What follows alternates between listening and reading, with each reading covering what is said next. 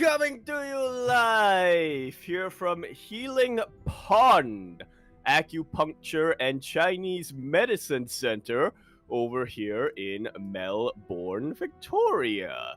The district located in the Kunung River up the north, something along those lines. Anyway, yes, we are here with yet another edition of the PondCast, this time number 27. I am, as always, your host, Yaku of the Zaku Not Sick, and with me today is El Deshumidificador que limpia, excepte malelemente, las fredoras, light _ VIP, and as ever, we are ably produced by Najwishkie Stan Vegite, Kitore Maplan Arkusha Kalkulajiniego Picnicu Kuro 16 Squats and Seki. How we doing? What's up, Yaku? What's up? It's great to be back once again for another week of the PondCast. Back on the PondCast. Good to hear that you're not sick, by the way, Yaku. You know, it'd be terrible if you had to, commit to a podcast while being a little bit unwell. But it's fine. Yeah, it's fine. I can't imagine. Yeah, exactly. You know, I had a banana the other day, so. There you go. Perfectly fine. As we are settling into the podcast, as you mentioned here, last week we had a bit of a lighter podcast, and I will say the same for this week as well, as we are just gearing things up and getting ready for kind of like a more intense period of StarCraft, especially with Masters Coliseum on the horizon. Yeah, well, I would definitely say lighter when it comes to quantity of announcements and quantity of news coming down, but yeah, at least on this channel, some pretty big news. Ones that we've kind of kept our eye on for a while, and yeah, we're excited to see where they go. For sure, 100%. First things first, I feel like this has become a weekly occurrence at this point, but up first we have this week's GLHF Zombie Grub interview, this time with Gur. Yeah, one that I was not really sure what to expect coming into this. Gur was, he said himself, he played StarCraft 1 when it was released. That was literally before I was born, so yeah, this was definitely something that was very much before my time, but it even says here in the title, Pro Gaming before 2000. It's like, the ancient times. But yeah, really, really good interview as well coming in. A really, really good and insightful interview coming into this. I will say, this is my first impression of Gur, and he left a really good one on me. I like that he did not hold back, or he didn't really feel the need to hold back at times. Yeah, it was definitely an interesting interview. My first experience with Gur was, if you remember when StarCraft Brood War Remastered came out, there was a big event in Korea, and they actually invited a bunch of old school players to play in like a big show match. They invited Boxer, Yellow, and Gur. Those were the three, and I want to say the fourth one was, oh god, was it Nada? It was either Nada or... It wouldn't surprise me. It was either Nada. I think Bisu was involved in that as well. It was just four. It was just four of the OGs. So it was Yellow, Boxer, Gur, and it was either Nada or Nesty. And it must have been Nada, because Nesty wasn't really too much of a thing in Brood War. So they invited them over. They got interviews going. They were able to catch up with them, after how many years. A lot of them were quite successful in other avenues as well. And they, of course, played their show matches. They played on stage. It was really fun to see them all. Everyone got hyped because Yellow beat Boxer. He beat him on stage. True. Took until StarCraft Remastered. They beat the hell out of him, which was very, very hype. But yeah, so outside of that, I wasn't too familiar with how interested he was in StarCraft, and it was great to hear from him, and really interesting to hear that he still followed the game even up until now.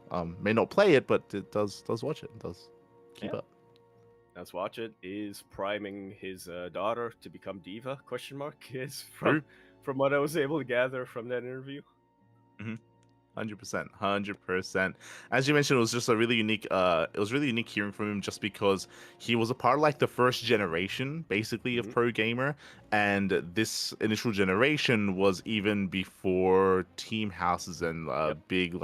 bigger money was getting involved as well. Again, this is like the generation before your Flash, before your Jaedong. This is before like SKT, KT, Woonjin Stars, and all these other bigger teams like really solidified themselves. So it was interesting to hear from that perspective, just from before even all of that. Yeah, I think you mentioned it in the interview itself, but usually this is before teams got involved, so usually it was just individual players signing contracts Hmm. with brands and and like companies and stuff. They would be like, okay, you're not on Samsung Con or Samsung Galaxy or whatever, but the next time you play, remember to hold up this set of this mouse made by Uh-huh. Samsung, or this set of earbuds made by Samsung or whatever. Uh-huh. For sure, for sure.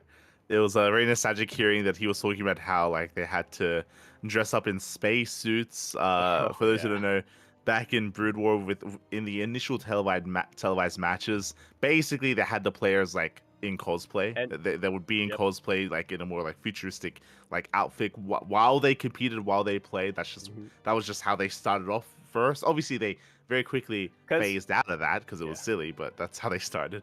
because it was almost like a variety show at the very start. Yeah. At least in Korea, Hmm. it wasn't full on tournaments and stuff like that. It was kind.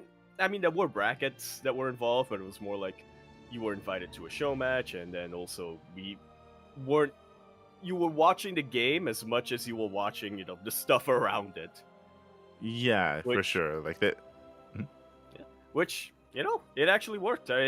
Hearing about that made me instantly think to Stats in Stats' signature series. He said that his very first exposure to pro gaming and his very first exposure to StarCraft esports may not have necessarily been what this event that Girl was talking about, but he was talking about like, oh yeah, there was a show where you had these pro gamers dressed up in spacesuits, and I was Yep, like, yep. whoa, this is so That's good. it. And he was like 10 at the time or whatever, and he was like, whoa, this is so cool.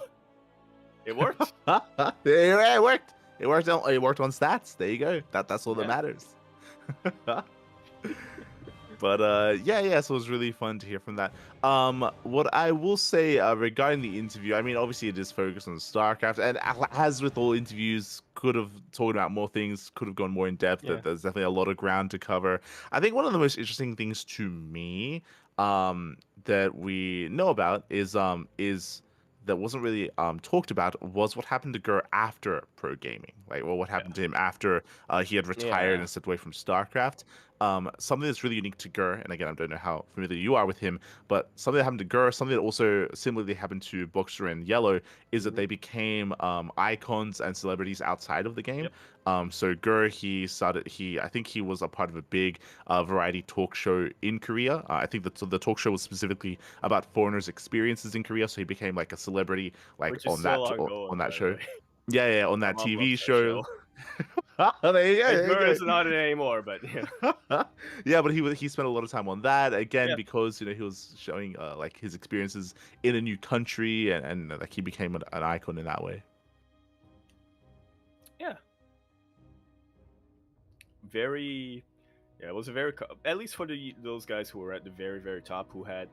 specifically cultivated a very big following, that was Mhm. basically the retirement plan for them Yeah, for a and very they long time. became.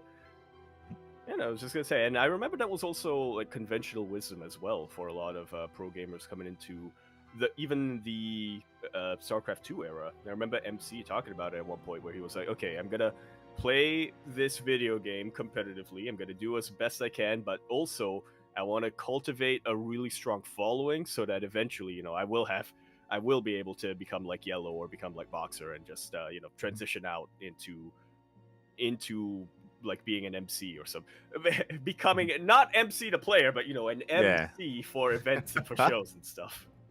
Yeah, Keep yeah, going. For sure, which is what they were able to accomplish themselves, and yeah, that would have been really interesting to have heard that kind of like transition period and his time in Korea and stuff like that, and after StarCraft. But again, this is I guess more focused on StarCraft itself, less so on Gur as a person. So it makes sense that the interview didn't really go in that direction. Still would have been really interesting to hear, but regardless, it was a nice interview nonetheless, for sure. Yeah, I agree. And like I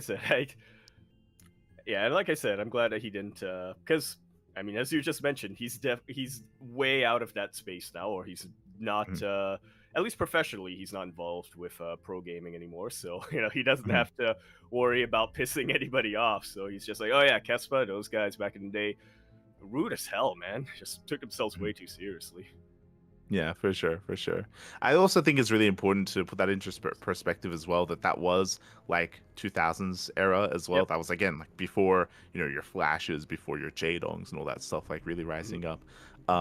But yeah, it was really cool to hear that from him, just because we don't get to hear from that, right? Yeah. Even if I'm sure even if we do hear from some of the Koreans as well, I'm sure they're typically not one Mhm. to talk ill of some of those things either. I mean, I say that. I mean, Crank was honest as well about his experiences. Mhm. Very different, but was honest with his own. So yeah, I guess it depends on the kind of person that you interview, and I think this also opens the door a little bit. It, Looking forward to future interviews here from Zombie God.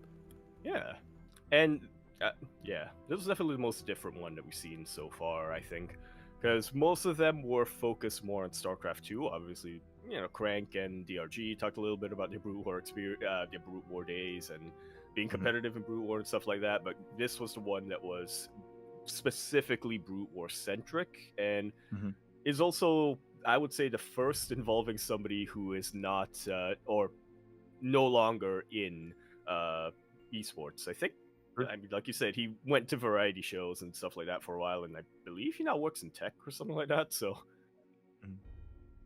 yeah, Yeah. real cool to see the perspective of an OG like this. For sure, 100%, 100%.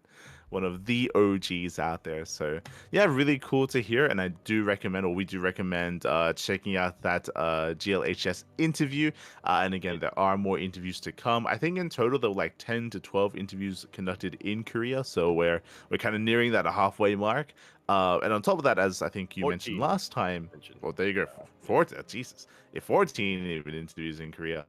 And as you mentioned even last time, Yaku, Zomago's been hard at work interviewing in Europe for Home Story, or when she was at Home Story Cup as well. So there's even more content, even more content. Yeah, I've been spoiled as to what is to come, because unfortunately I am in the Discord server, but Uh-huh. I don't think I'm allowed to say publicly what's coming next. But yeah, there's a lot coming down the line. Mhm. Some of them, I would say, Mhm. some of them I didn't necessarily expect, but was pretty cool to see coming down.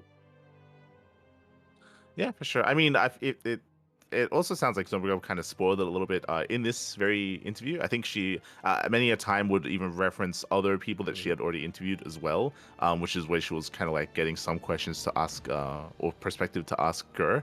So it was also like a little bit of that kind of allude to things Yeah, for sure. and So I think even Crank mentioned like about interviewing Ryung mhm. during Crank's interview. So like there's I'm sure a lot of potential there of what's to come. Yeah. Plus, I think I heard Tasteless in the background of this video.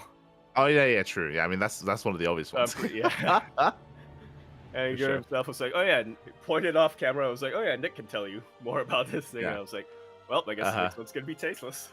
There you go. Yeah, I mean it wouldn't make sense to go to Korea and not interview Tasteless. Like that's another big one, of course, for sure, for sure. Now, is there a potential Valdez interview? Just Yeah. just saying. Just saying. Mhm. You know? Yeah. On we go. GG. Uh-huh. But yeah, outside of that, that is of course our first bit of news here for the week, and we do recommend checking it out on YouTube. Outside of that, we do have some roster changes coming in for StarCraft 2. Indeed, we do. And the first one that we have here is one that's very near and dear to our heart. Dolan, as was announced a while ago, did leave the pond, did spread his wings and expand his horizons away from the cranky ducklings, and has joined honestly a much bigger organization. Mm-hmm. He has joined Detonate, yeah, he has joined Detonate as their first ever StarCraft player. Previously, they were a lot more involved and a lot more active, both in the Twitch streamer space as well as in Counter Strike before this. So, yeah, once again, nice to see other orgs dipping their toes in the water. And when it comes to NA StarCraft, what better player than Dolan? Yeah, there you go. Exactly. Again, this has been in the works for quite some time. I'm comfortable saying this. But yeah, Detonate, they did want to branch out into the NA scene, into the NA region, and they actually caught wind and took notice of Dolan after he had won Cheeseadelphia. I think it was summer. The Cheeseadelphia, yeah, before the one that most recently we casted over the weekend. So yeah, after winning that, he did catch their attention, and they felt like he was going to be a good fit. Took a while for them to really finalize things, but in the end, he did end up switching over and did join Detonate, which again, we always do champion, and we do wish the best of luck to Dolan moving forward. Yeah. Always. Huge move. Again, huge step up here for him. Mm-hmm, for sure. For sure. And I do think he's going to be a nice fit for them as well, especially coming into the next season of EWC, whenever that does come around. I do think that Dolan can definitely pose a threat to some of the other bigger names in the Americas. So best of luck to Dolan, best of luck to Detonate. The double Ds. And best of luck to Australia, because it's coming for you. True. Exactly. Australia and Trigger, he's coming for you guys. Yeah. Look out, Max Angel and Trigger. Look out. Aye. So best of luck to Dolan on his new endeavors, on his new team. Meanwhile, we do have some more, I don't know if I want to say grim news, but definitely less lighthearted here. We do have 2 players that have since left their teams. The first one, the big one that caught me a little bit by surprise, not going to lie, is Classic is now teamless. Yeah, his contract has ended with Twisted Minds, and again, we're a little bit vague on the details here, but I guess it's possible that Classic chose not to continue, not to renew his contract. Possible that he's, looking to expand his horizons a little bit and, weigh his options. But yeah, like you mentioned, this is a weird one just because I feel like Classic really was that ace player in Twisted Minds. Twisted Minds, even though they are an esports org that isn't specifically focused on StarCraft, it wasn't a team that was just looking to pick up one player for EWC. Mm-hmm. Twisted Minds actually had a actual roster of more than 2 players at one point. Yeah. Well, I think the other important thing about Twisted Minds is that if you remember, they signed Classic well before EWC was a thing. Classic was one of the first big pickups from one of these more international teams. Now you could argue, especially because I believe Twisted Minds is kind of based in the more Saudi region, that maybe they had insider information that EWC was going to be taking part and they wanted to get ahead of the game in some way, shape, or form. But I do think it was early enough to say that, no, I think they genuinely did want to support Classic and did want to support StarCraft more than just EWC. So yeah, that's why him leaving the team was a little bit more surprising. Definitely. But does mean that there's a free agent out there here, or Classic is now a free agent for any teams looking to pick him up. The Chintas himself. That was the other thing. That was the other thing bringing me back to the Gura interview. He was mentioning how he and, I think he said Jadong, or he and Nada would play this game of trying to guess what race that was him, Nada. people play it as. Yeah. Him and Nada would make that guess, and he's like, oh yeah, if you play a race long enough, you eventually start looking like them. Classic. The Chintas. That's proof. Living proof. There you go. Shaking my head. No. But yeah, I think the other thing that could be a possibility as well is that maybe Twisted Minds have a budget and maybe they do want to support StarCraft, but they can only get one player at a time or something, or one big player at a time, and maybe they have their eyes on another player. It's possible. We'll definitely keep our eyes on Twisted Minds, just because I feel like, again, if and when EWC gets announced, I feel like Twisted Minds is going to be one of those teams that is going to be looking to expand their SC2 roster anyway. So yeah, definitely an interesting occurrence here, and definitely keep our eyes on both Classic and Twisted Minds moving forward. Yeah, keep an eye on that. Meanwhile, the other one, which I don't think it's really that much of a surprise to Yeah. us. Yeah, Talon has parted ways with Dark. Dark is now technically a free agent, but again, his military service is coming up, or his draft notice is coming up, so it's possible that he might not. I mean, he's made no indication right now that he is looking for a team, so I would assume that, yeah, he is just kind of looking to complete his military service first. Yeah, I think. Oh, go on. Yeah, no, I was just gonna say, yeah, and this one doesn't come as much of a surprise just because Talon was very transparent that they were looking to pick up Dark specifically just for EWC, and they also were pretty transparent that it was going to be a fairly short-term contract, very much a short-term contract. Despite that, they promoted the hell out of Dark a lot more than some of the other orgs out there with players who were on them for much longer. So shout out to Talon for all that, include making a lot of content with him and stuff like that. But yeah, I think we all knew that this one was coming. 100%. As you mentioned, like, this isn't really a surprise. I think Talon I think they posted like after EWC that like, oh, you know, like that they were going to support Dark for like the rest of the year, but like after that, you know, we wish them the best, sort of thing. Like, I think they were quite transparent that as you yourself mentioned, that it was going to be a bit of a shorter contract overall, and that they understood that Dark had a kind of a limited time to compete as well. Despite that limited time that they had together, as you mentioned, they were a really good team. I would say they're a really good team. Unlike some of these other big teams who just sign these players and just have them just so that they can get a bonus from EWC, like they actually made content and did feel like they actually did care about Dark a little bit more as well. Yeah. I mean, they had that interview with him just after his daughter was born, and that's like, yeah, really. Again, aside from a way to get Dark out there, and aside of a way of, you know, humanizing Dark to an audience, that just, I think you put it best. It just seemed like they cared about Dark in a way that a lot of these other big orgs that looked to sign their one token StarCraft player didn't. 100%. So shout out to Talon Esports for all that they have done, and there's definitely a lot to talk about when it comes to the future of Dark, and another reason as to why, and more reasons as to why we believe that his military service most likely is coming up. We'll get into it when it comes to Mass Colosseum.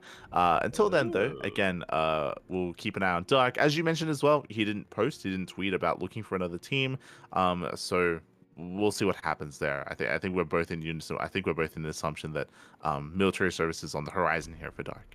Yeah. Assumption though, just to preface, we're making this assumption. We're making this assumption. Neither of us are Korean, and least of all, and even if we were, we're not in Korean bureaucracy or anything like that. We don't know the inner workings of how all of that works. So. I remember it was, I think, 2 years ago, something like that. We were always like, Zess, come on, man. You keep saying your military service is coming up. I still see you here in ESL Open Cup Asia. What's going on, man? What's happening? Don't you need to go in soon? And then, eventually he went in, and we found out that the reason why it took so long was because he had like a very bad back injury or something like that that just kept delaying it. I was like, oh, well, now I feel bad throwing shade on him this entire time. Yeah. I mean, there can sometimes be like some health complications or health issues, but we'll definitely see what happens with Dark in the near future. With that is going to be the end of the roster changes. And up next, we do have one of our amateur tournaments here, one of our sister amateur cups, the Magic Cup Masters Cup number 112. Yeah, a little bit of a mouthful, but we've gotten used to it by now. For those of you who are joining us recently, or are joining the Open Cups recently, Magic Cup Masters Cup. I keep saying cup. I'm not sick, by the way. Anyway, Magic Cup Masters. It's a amateur event. It is from the leagues of Bronze to Diamond, and it's a little bit higher than our own Masters event, but I mean, we didn't have one this month yet, so I guess we don't have to talk about it, but yeah. No pros is what I'm going for. That's why it's Magikarp, you know? Because it's not base pro. It's Magikarp amateurs. It is. You know, there's no Gyarados here. I just want to say it's 4.9 MMR. I don't know if that's Diamond. I think that's already Masters. That's Masters. Did I say You Diamond? said I meant to say Diamond. Masters. Did I say Diamond? It's fine. Yeah, you're not sick. I'm You're not sick. It's fine. You're not sick. 4.9 but is yeah, Masters. Can't confirm. there you go. 4.9k MMR or below. Now this was an interesting event though, because here we have seen a little bit of a rise in the Latin American participation in these tournaments. But even more so here, top 3 all from Latino America. And I'll be honest, I don't think I've seen a player from Nicaragua before. But yeah, clear. We definitely have. Yeah. Unless I'm thinking of Guatemala. I mean, you could be thinking of the Argentinian flag as well. Like I've never think I've It's ever seen it. possible. To be honest. They do look very similar.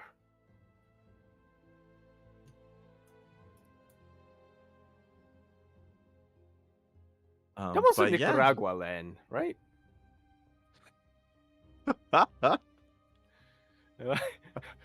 Here's something else? Or was I thinking of Cuba? You might be thinking of Cuba. I'll be honest. But anyway, yes, top 3. All from Latino America, all from different regions of Latino America. 2 of them, players who I have not heard of. You mentioned Clear from Nicaragua, the other one being Driopmat from Peru. Yeah, we had Drip, we have Clear, we had Neo from Costa Rica, of course, and Not to be confused yeah, they were with able Neo to from Peru. Yeah, or other Neo Shaggy, also from Peru. Yeah. Not to be confused with Neon. Or Eon. Or Eon from Costa Rica. There you go. Wait, do you think they're related? I meant to... No, yeah, he is from Costa Rica. Okay. Yeah, he is. Yeah. Yeah. I remember. But shout out to all the other regular competitors. We see Xenodactyl, Patches, Wise Man, Fireclaw as well, Milka, players that are much more regulars in these amateur events. Did of course compete in the end. Neo did come out on top. Is going to be this week's champion of the Magic Cup Masters Cup. Likewise, he is the one who's allowed to evolve to Gyarados. Yes, there you go. I forgot to do Pokemon Sleep. Oh no, you didn't I'll do sleep. it after. Okay. So congratulations here to Neo. Again, this is a regular event that does take place on a bi-weekly basis. So if you are within the leagues of Bronze and 4.9k MMR, then do consider competing in the Magic Cup Masters Cup. You can also play if you're Diamond, but you can also play if you're not in Diamond, as long as you're within 4.9k. There you go. That's true. And with that, that does lead us over to the Family Star League, the FSL Season 8. We've been slowly catching up, and I think they may have even taken a week off as well during the period of Home Story Cup. But finally, the group stage has concluded. Yep, and my heart goes out to Freedom, to Old Mate KJ, as only one of these teams will not be advancing, and it does happen to be the Cheesy Nachos. Yeah, the power of the of having the boss on the team was not quite enough to carry them through the group stage, unfortunately. So my condolences, but I mean that just means that Freedom can now cast, and he can now focus on the production side of things, and showcasing everything else, the rest of the league to the people out there. So that there's a bit of a bittersweet moment there. But yeah, my condolences to Cheesy Nachos, as they're the only team not to make it out of the group stage. 4 out of 5 will advance, and we don't have the bracket out yet. I guess seeding hasn't been sorted out too much, but it will be by the next time we have the PondCast. Exactly. So we'll get into the playoffs and the finals of FSL in due time. We'll get there, definitely coming into the new year. Speaking of playoffs, speaking of matches, if you recall, it was last time we were here that we were going over some predictions or even some favorite teams to keep an eye out for. It is, of course, Nation League number 5, the quarterfinals. Specifically, I think we were picking teams to root, or each of us. Yes. We were picking one team to root for. Do you remember which team you picked? Yeah. I went with my homeboys. I went with my, supporting my people. Italy. There you go. I think true. How could I forget? The Gabagool. I remember being very shocked that you chose neither Peru nor Poland. I went Brazil. Yeah. And now they're facing. True. Oh, the Civil War. Brazil takes down Germany 5-1. Italy takes down Kazakhstan 4-3. Ooh, it was a very close match there. Went all the way to the ace match between those two teams. Boys. Yep, and the other updates coming down the line: Hungary defeating South Korea, and Peru beating Poland. I almost said Bolivia for some reason. No. I mean, they also did beat Bolivia in the group stage. True. So you're not wrong. There you go. Did happen. So we do have our teams advancing on to the semifinals. Bearing in mind that now we have reached kind of like a quote-unquote double elimination period where the losing teams here will play off in the third place match as well. So so far these countries, these nations have done well for themselves. Wish them all the best of luck coming into this. Obviously you're going to be cheering for your boys for Italy. And they're going to be facing off against Brazil. Only one can make it to the finals. Only one. Yeah.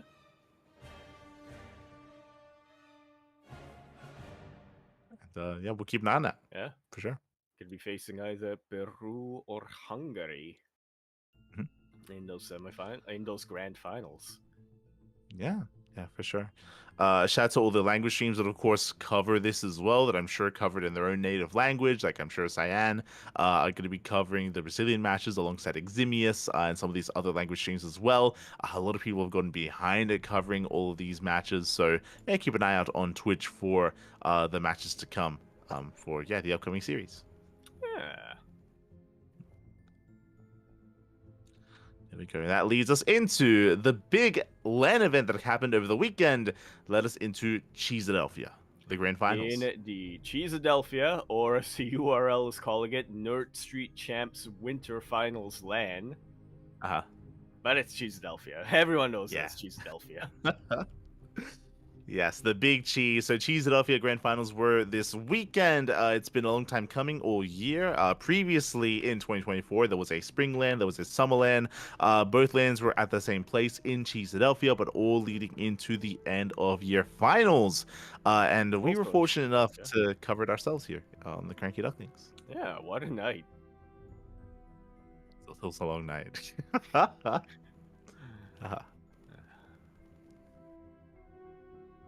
But we did have, of course, our invited players from the previous LANs. We had Future being invited from the Winter LAN, and we had Dolan being invited from the Summer LAN as well. So they were both brought in. And likewise, there was an open stage, an open bracket as well. The group stage, of course, where players did travel to compete in. Yeah. It's almost like it was an open bracket. Yeah, crazy.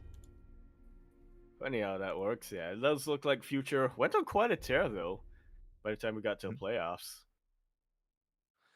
So coming into the group stage, it was a Swiss bracket group, or Swiss group stage, which is not round robin. It means that winners face off against winners, losers face off against losers, and it does go for 5 rounds. Because of that, there was a little bit of ambiguity here, or I say ambiguity. It was very close. It was very close when it comes to scores. I don't know if you can see, and if you head on over to the group stage, if you scroll down, you can see the overall standings here. And there was like a 4-way tie on challenge. Yeah. There was a tie between Zen, Starkiller, Holden, and Dolan. All 4 of them were tied when it came to series wins and map score as well.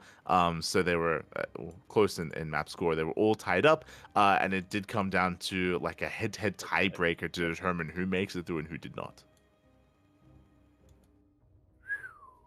Yeah, this is proper Swiss, This is the semi-Swiss that we had back in, what's it called, ESL Masters EU or ESL Masters NA, where it's you win 3 games, you're through, you lose 3 games, you're out.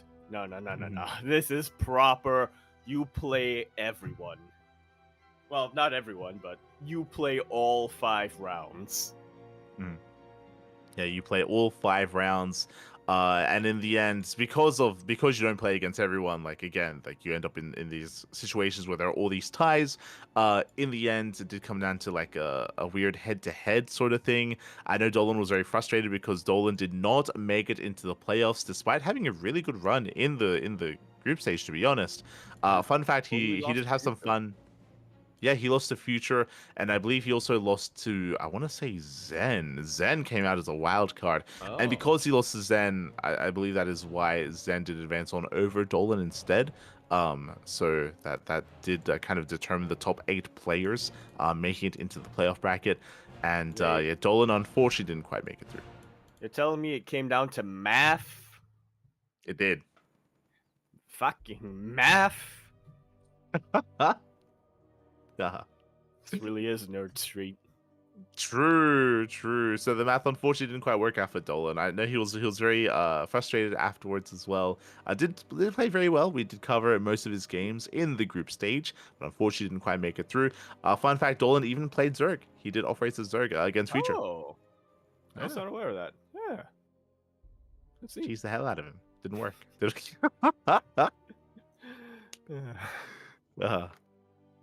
But that did occur. That led eventually into the playoff bracket, as you mentioned, and we were able to, feature some players that we don't often get to see. The big one for me was Zen. Zen was more of a ladder hero. I remember like asking people about him, and apparently he is more of a 2v2 player. Oh, neat.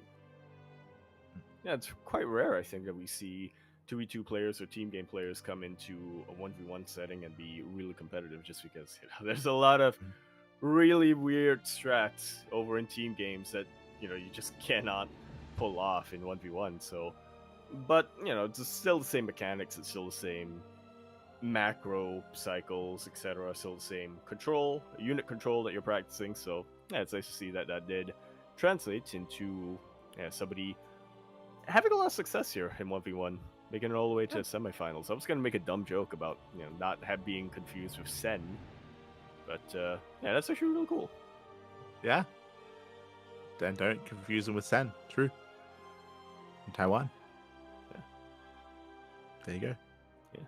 Or San. Also from Taiwan. Not from Korea.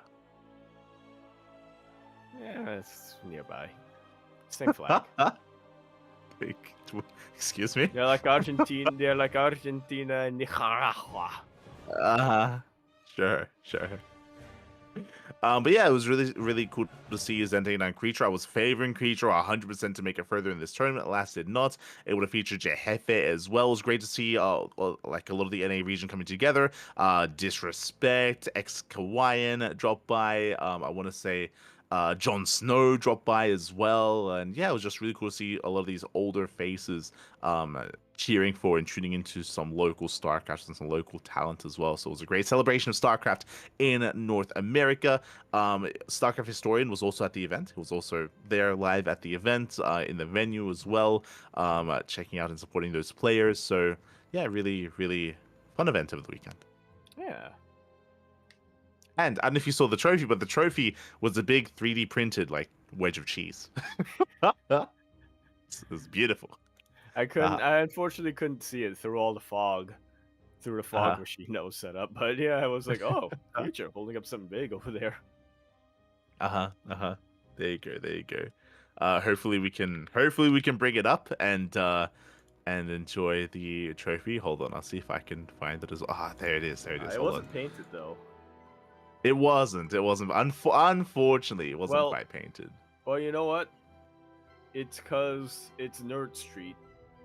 They know that they probably want to paint it themselves. Like one of those Warhammer miniatures. Yeah, like 40K. Yeah. There you go. But yeah, it was a really cool trophy nonetheless. Really cool trophy. Nice wedge of cheese for Future. Yeah, I 100% support this. First we had Home Story Cup having Artanis as a trophy, warping in Artanis. Now we have Cheeseadelphia having like a wedge of cheese as a trophy. SE Boy, Masters Coliseum, the trophy better be a Dragon Ball. Yeah, there you go. That's all I'm saying. Better be some balls. Yeah. Was it was it how many Home Story Cups ago? Yeah, could you remember this? It was relatively recent. No. I was thinking, I mean, there's that. True. That did happen for the WrestleMania one, for the Royal Rumble. I think it might have been the one before that or the one before that. It was like a couple of years ago. But the Home Story Cup trophy was a Hydra skull. Do you remember that? Yes, that was the Survivor Island one. That was last year, I think. Yeah. It was relatively recent, as you said. I think it kind of fell apart a little bit, but it did towards the end, yeah. But like that's what we want, Papi, right? Like that's creative. Like I mean, how have we waited this long to have like a Hydra Skull trophy? Like it's so sick. It's so primal. It's beautiful. Yeah. It feels like something that Zeratul would have hanging on his wall or something, you know? Yeah. I think what we need next is like an unpowered like Psyblade or something, you know, like that's like the quote unquote trophy for defeating like a Protoss or like the Rainer like Marine like helmet. Yeah. Like like let's go. They already had one in this Home Story Cup, but it wasn't a trophy. It was like a raffle prize, but you know, like that's the kind of stuff that. Yeah, it's very fitting to have as a trophy because it's like, you know, it's like you went into battle and that's what you bring home, you know. It's a trophy. Yeah. Could have.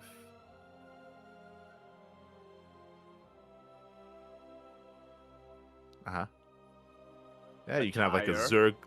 A Hellion tire. Why is that what you go to? you can have the tire of a Hellion. Like what? What are you talking about? Is that what you bring home? I'm trying to think of something that isn't just like, you know, a miniature unit. So, you know, because, I mean, you know, with the Hydralisk skull, that's like part of the Hydralisk. You're not bringing home the whole Hydralisk. I mean, that would just that would, you know, that wouldn't go through regulation. You know, what's it called? Customs would like throw it out. There you go. It would be like the skull. So long as you sanitize it well, you can bring the skull. Just have to clean it. Yeah. Some Dettol on it.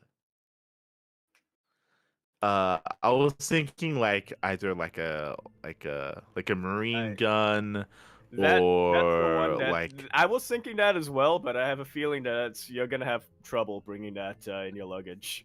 Going on a plane with one of those. It'll be fine. It'll be fine. Or like maybe like a ghost scope or something, or like or just the barrel of the gun, That's true. Barrel of the gun, like a Zergling claw, or like the Protoss Zealot leg. Zealot shoes. You can put it on. Like the lower half of a Zealot. It's like sure, okay. Could have one of those Dark Templar cloaks. Oh, you have like a braid of hair. Yeah. There you go. Like that. Yeah. That's actually sick. Unironically, that would be cool. Yes. You kill Zeratul, then you attached to the skull. Yeah. You cut off his braid, and that's your trophy. Yeah. That actually would be quite fitting, unironically. Very metal. That would be, for sure. Anyway, so trophies. Yes, we want more creative trophies. We do. You know, Homestar Custom stepping it up. She's obviously been stepping it up. ESL, you know. I know the ESL trophy is iconic, but it's iconic because ESL is big, not because the trophy itself looks sick. Yeah. It makes me miss it makes me miss now that we don't have BlizzCon. Like the BlizzCon Zelnaga trophy. That was if you ask me, the coolest looking trophy in all of esports. Yeah, for sure. Like they definitely go creative with it. I mean, shout out to like, I guess EWC, right? They have their keys. That's like another True. creative like way to construct the trophy. Yeah. That's a little bit more, a little bit more creative, less standard, less bland, I should say. So regardless, Not shout out just to Philadelphia. it's not just a piece of metal on a stick. Yeah, exactly. Multiple medals on the stick. Yeah. There you go. ESL. So, but that does lead us into a more regional event that has been taking place and has been taking part. It is the Finish LAN that has been taking place over the past couple of weeks. Indeed, and we just had it wrap up this week. We have our champion Zhuge Liang takes out Mixu. Mixu, of course, playing his off race 4-2. Okay, let's go. And I didn't see this, but Zhuge Liang, he even posted a photo of his collected. Yeah, One he's got his own is trophy not like case. the others, but it's also the best one. Yeah. You have the most recent one is on the left. That's the from the 14th edition, version 14. Then you've got the tankard, on the right. Like you've got like the mug. Beautiful. Wow. It's a trophy and it's practical because you can actually drink from it. Well, I guess you can drink from the others. Yeah. True. I guess. But I think the last time we spoke, the quarterfinals was just now getting underway, and we were curious to see how it would progress. Again, I was quite excited to see Mixu off racing, and he did commit to off racing. Shout out to Mixu, he did not falter. Committed all the way, and took out. Was pretty dominant throughout the way as well, taking out Jutsu 3-0 as well as Pupu 3-0. Which, you know what, I'm a little sad that Demuse Zero did get knocked out, but at least he lost to somebody with a pretty fun name, I would say. Pupu. Yeah, there you go. It went down to a very strong player, I'm sure. Likewise, Zhuge Liang took down to rival Papa Panda. We need him to face against Papa Panda. We do. All the P's. As Zhuge Liang took down, Mirza took down Lotus as well. For Duckling Okay. Thank you, Baya.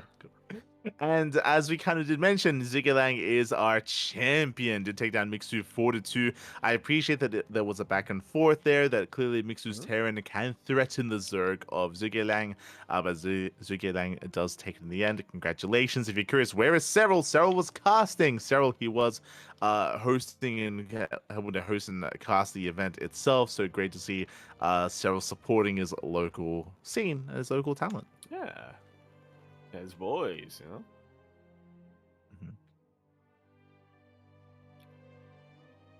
And the trophy for the yeah. Since we're on the topic of trophies, so I critique the trophy. It's not, it's not super generic. Yeah, it looks a bit it's like a wine sleek. glass. It's slim. Yeah, it looks like a big wine glass as well. It's got its own flair to it. It looks nice. For sure. Like the other two in the middle are much more traditional, right? It's like that's like your more generic trophy that you'd expect to see. That's like the one that you get at the gift shop for your dad for Father's Day. Oh.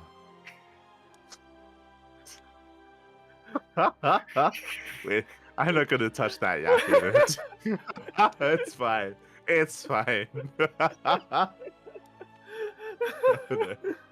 So congratulations to Zhuge Liang for becoming this iteration's champion for the Finnish 14 Feet Cup. I believe the 14th edition of this tournament.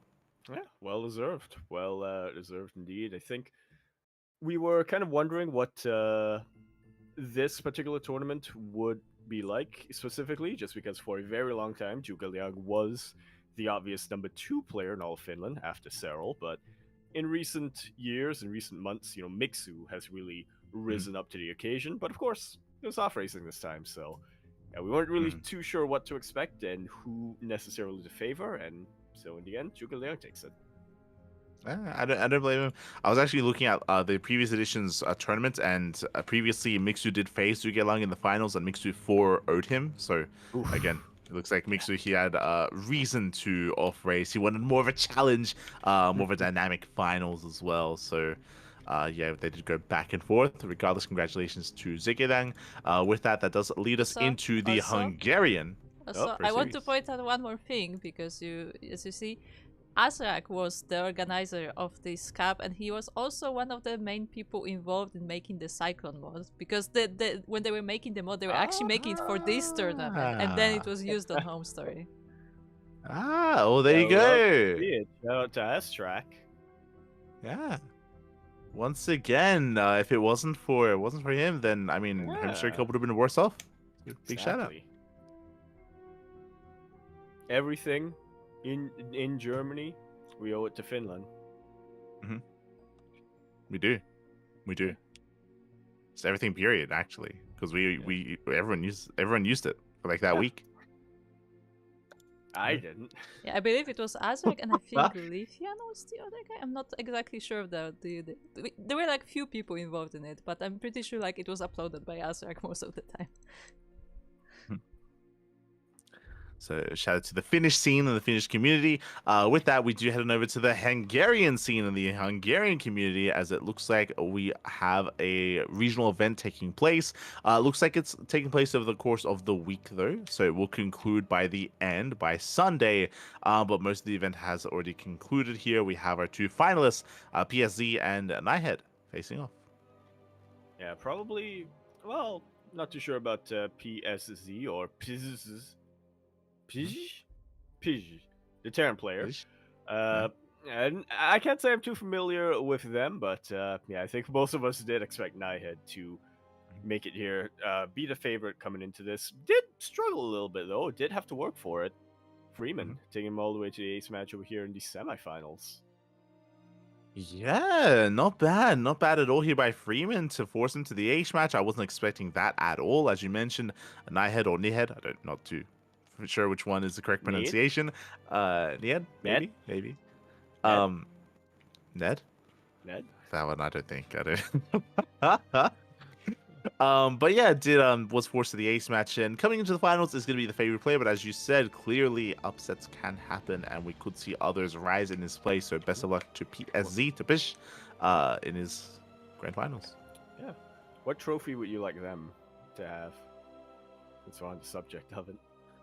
I mean, if you look at their graphic, like they've got a graphic going on there, and I actually don't know what I'm looking at, because that looks like Kerrigan, but kind of not.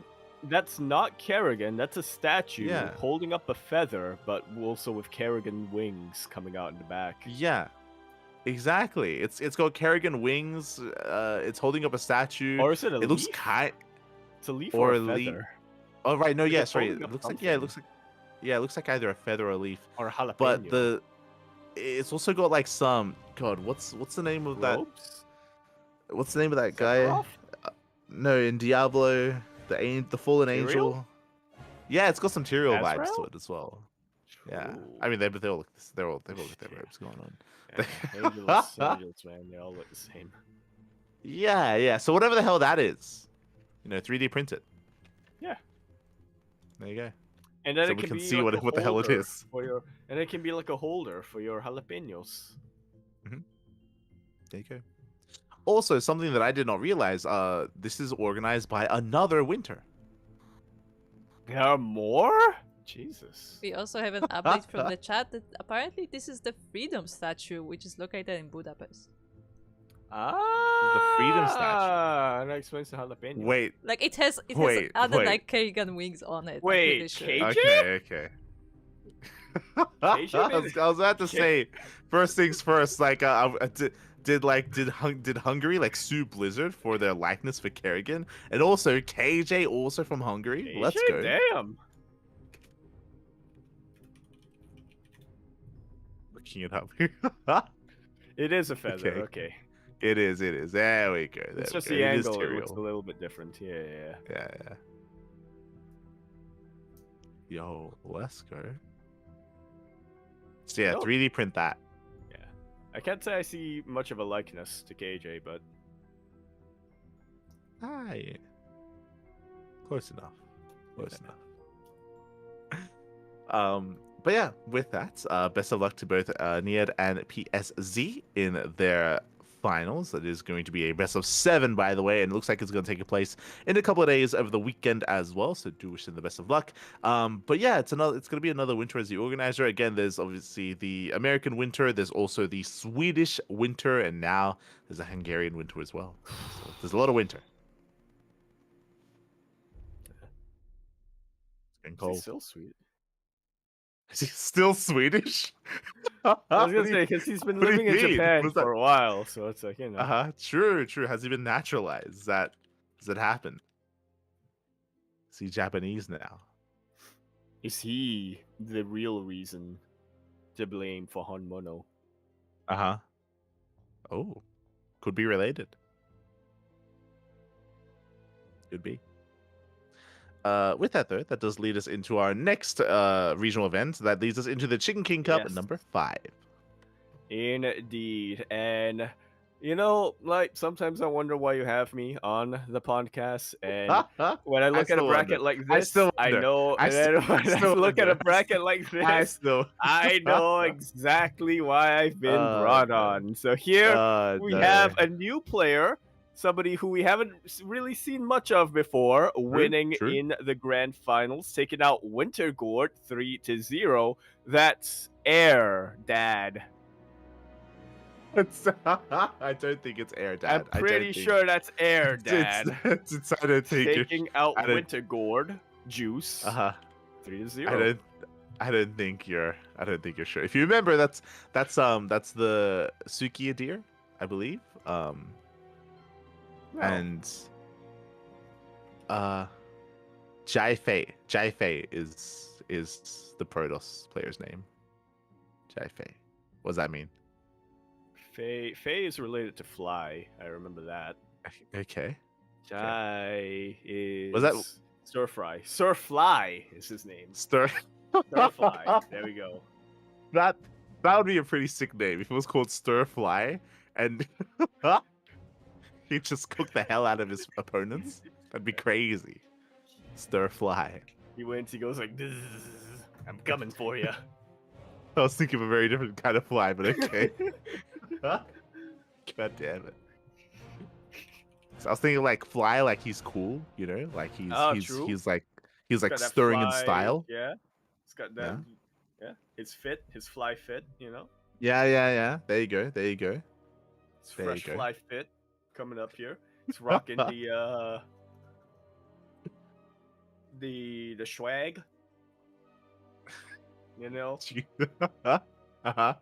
Sure. Looking clean, mate. Looking clean. Yeah. But congratulations, as you mentioned, a player that we are very unfamiliar with. Again, every now and then, when it comes to the Chicken King Cups or even these more regional events in China, would you have these other more amateur rising stars able to take down some bigger names or have some stronger performances? What I will say here is that it does look like we were missing some of the other players, like Nanami, for example, or Joliwa Loves, like or Oriana. Wintermelon. Some of the more known players. Some of the more known players weren't here. I mean, I say that Jolo Loves actually went down in the first round. Jesus, went down real early in the bracket in the tournament. But what I will say is that this bracket looks larger than usual. Like there's a lot of signups, a lot of participation. This isn't the orange one yet. I don't think. No, I don't think this is the orange one. I don't think. This is I think the orange yet, one so already let's- happened. Maybe. Potentially. We'll see. That's the other one. You think of the Sunrise Cup. That is what I was thinking of. Yes. Unless you believe, Yaku, that the oranges that were given out to the people, to the populace, and now with that extra True. vitamin C, now they're incentivized to compete, to play. Yeah. Now they're not sick. Okay, the orange Exactly. cup. The orange cup did happen. I actually forgot to put it on the list because it was moved to user space, so I forgot about it. And I will let you guess who won it. Don't look. Who won? Wintermelon. Ear. Wintergord. Okay, so Sequa. the person who won the orange cap Watermelon. was Yeah, lemon. Give us link. Let's go. Let us go. The naval Oh. orange cup. Yes. Yes. So I'm. this is a branch off of the Sunrise Cup, and I love that if you look at the prize pool, you can see there how many kilos yeah. of oranges they won. I'm surprised at the naval oranges. I'm not gonna lie. So I asked Bukun about this, and apparently it's specifically this kind of oranges because I think they are grown in the place where the organizers origin from. I think that's the story behind it. Ah, so they don't grow tangerines. So it's like local story- produce. The story has to be that the tournament organizer he just has an orange tree and it just ripened. He needs just to got a get bunch of rid oranges. them, you know? He 10 does, yeah. kilos of a single tree? Oh yeah. Well, it's a actually big tree. 17.5. No, wait, 20 kilo. Wait, yeah, 20 kilos on the tree. There you go.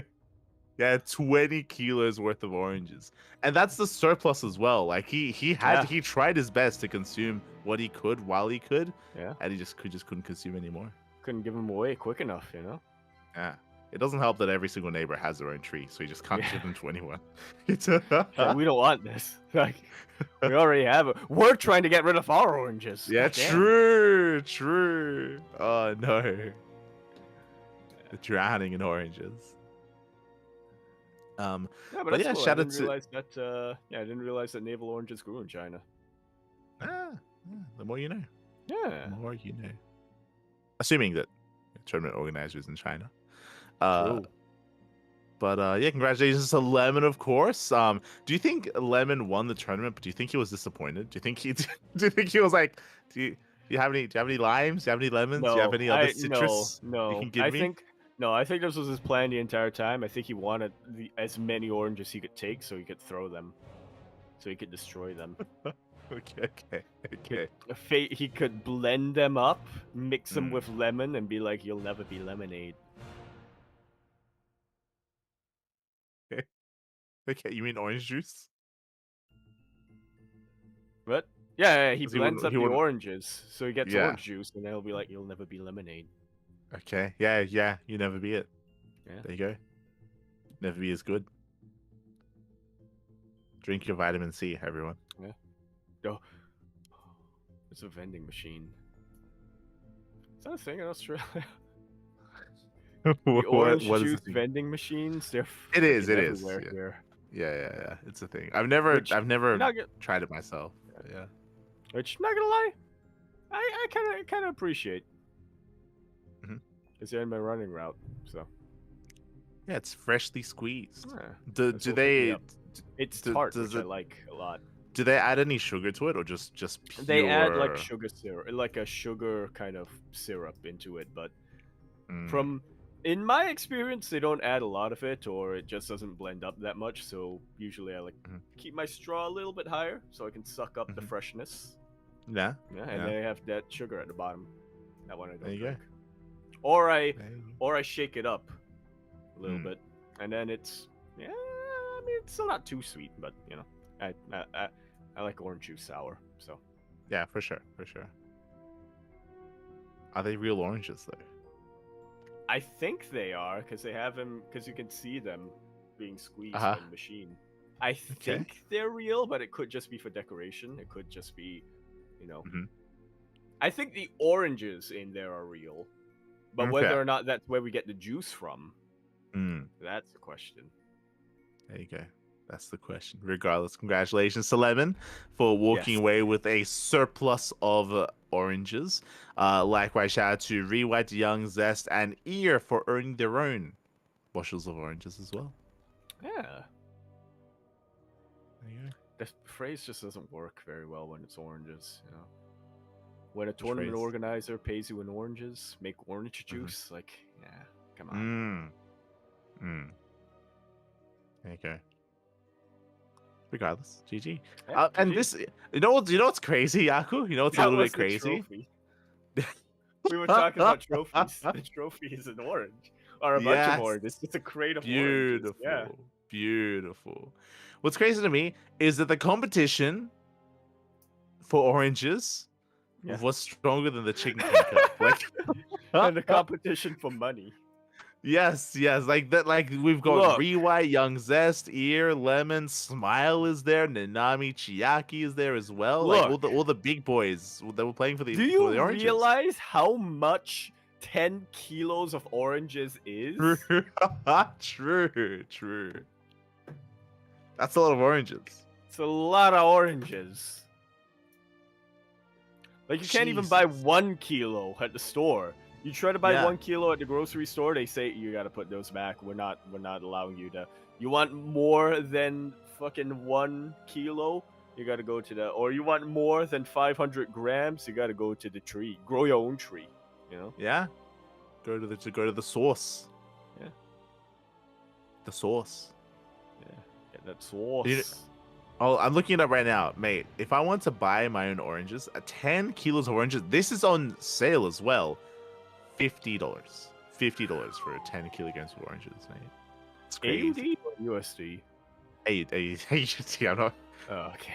I was gonna say, literally, first prize for Chicken King Cup is 50 USD. So that's true. There you go. They're equivalent.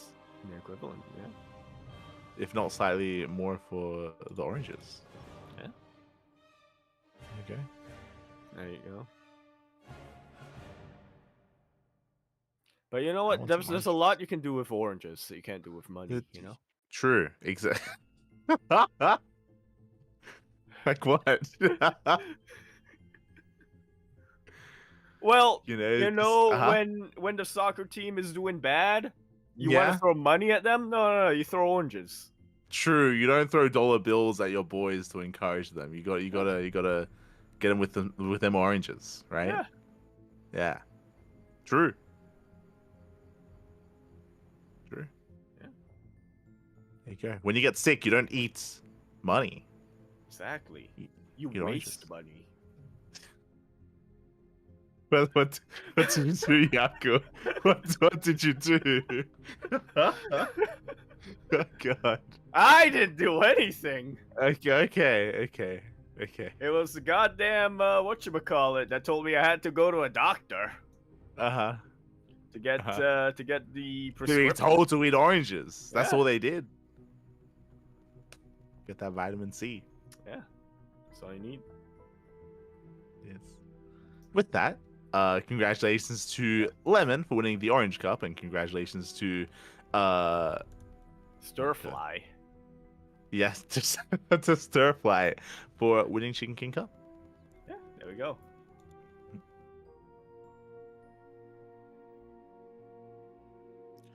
And with that, that leads us into our show match of the week, into Super 7's number 22.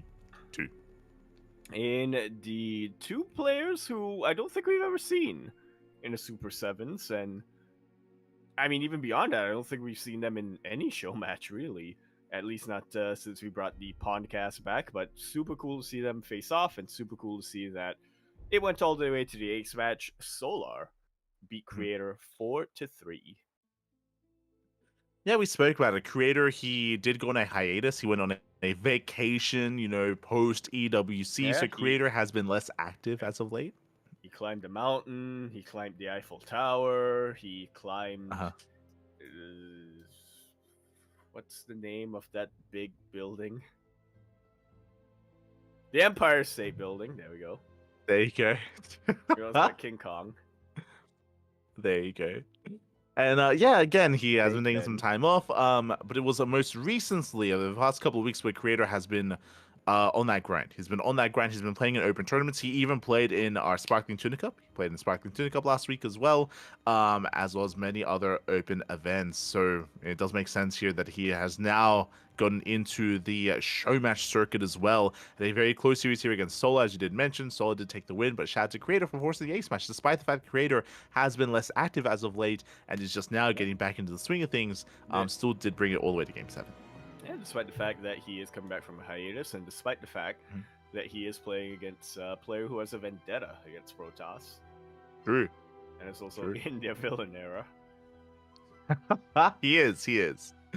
Is is in his villain era does get the win in the end. Congratulations.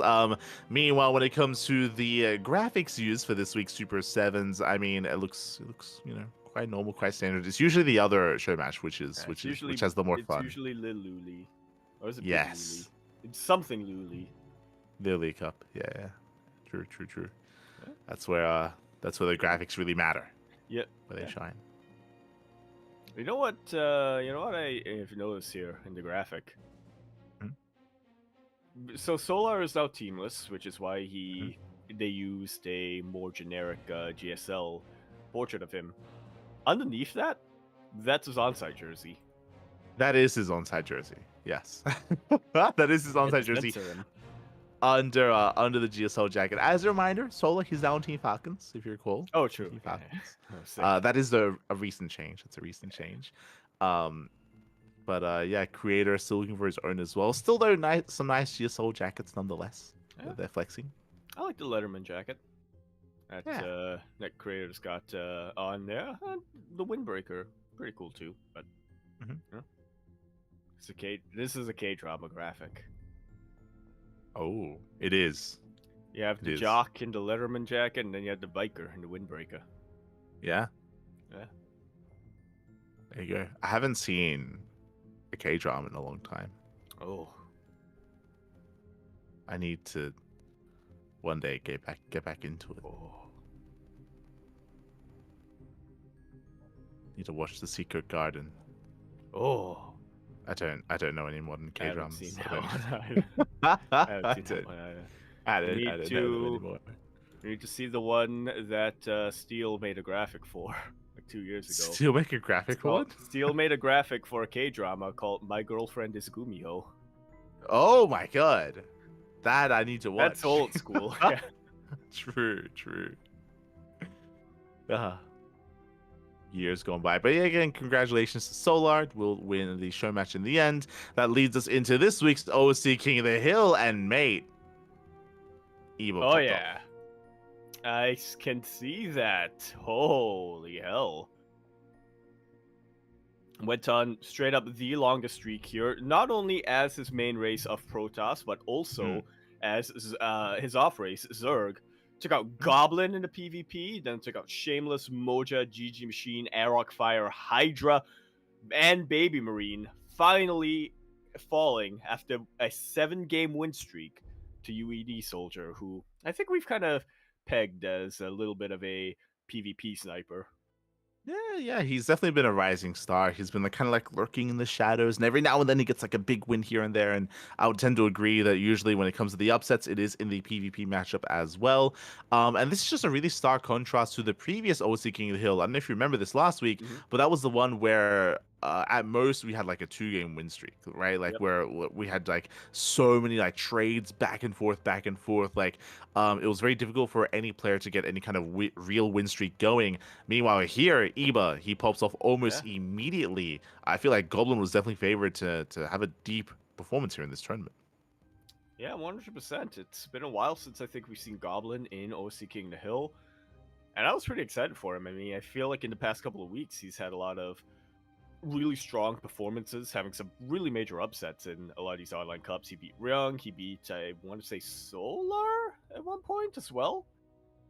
So I was 100% coming into this. I would have favored Goblin in both the PvP and the PvZ.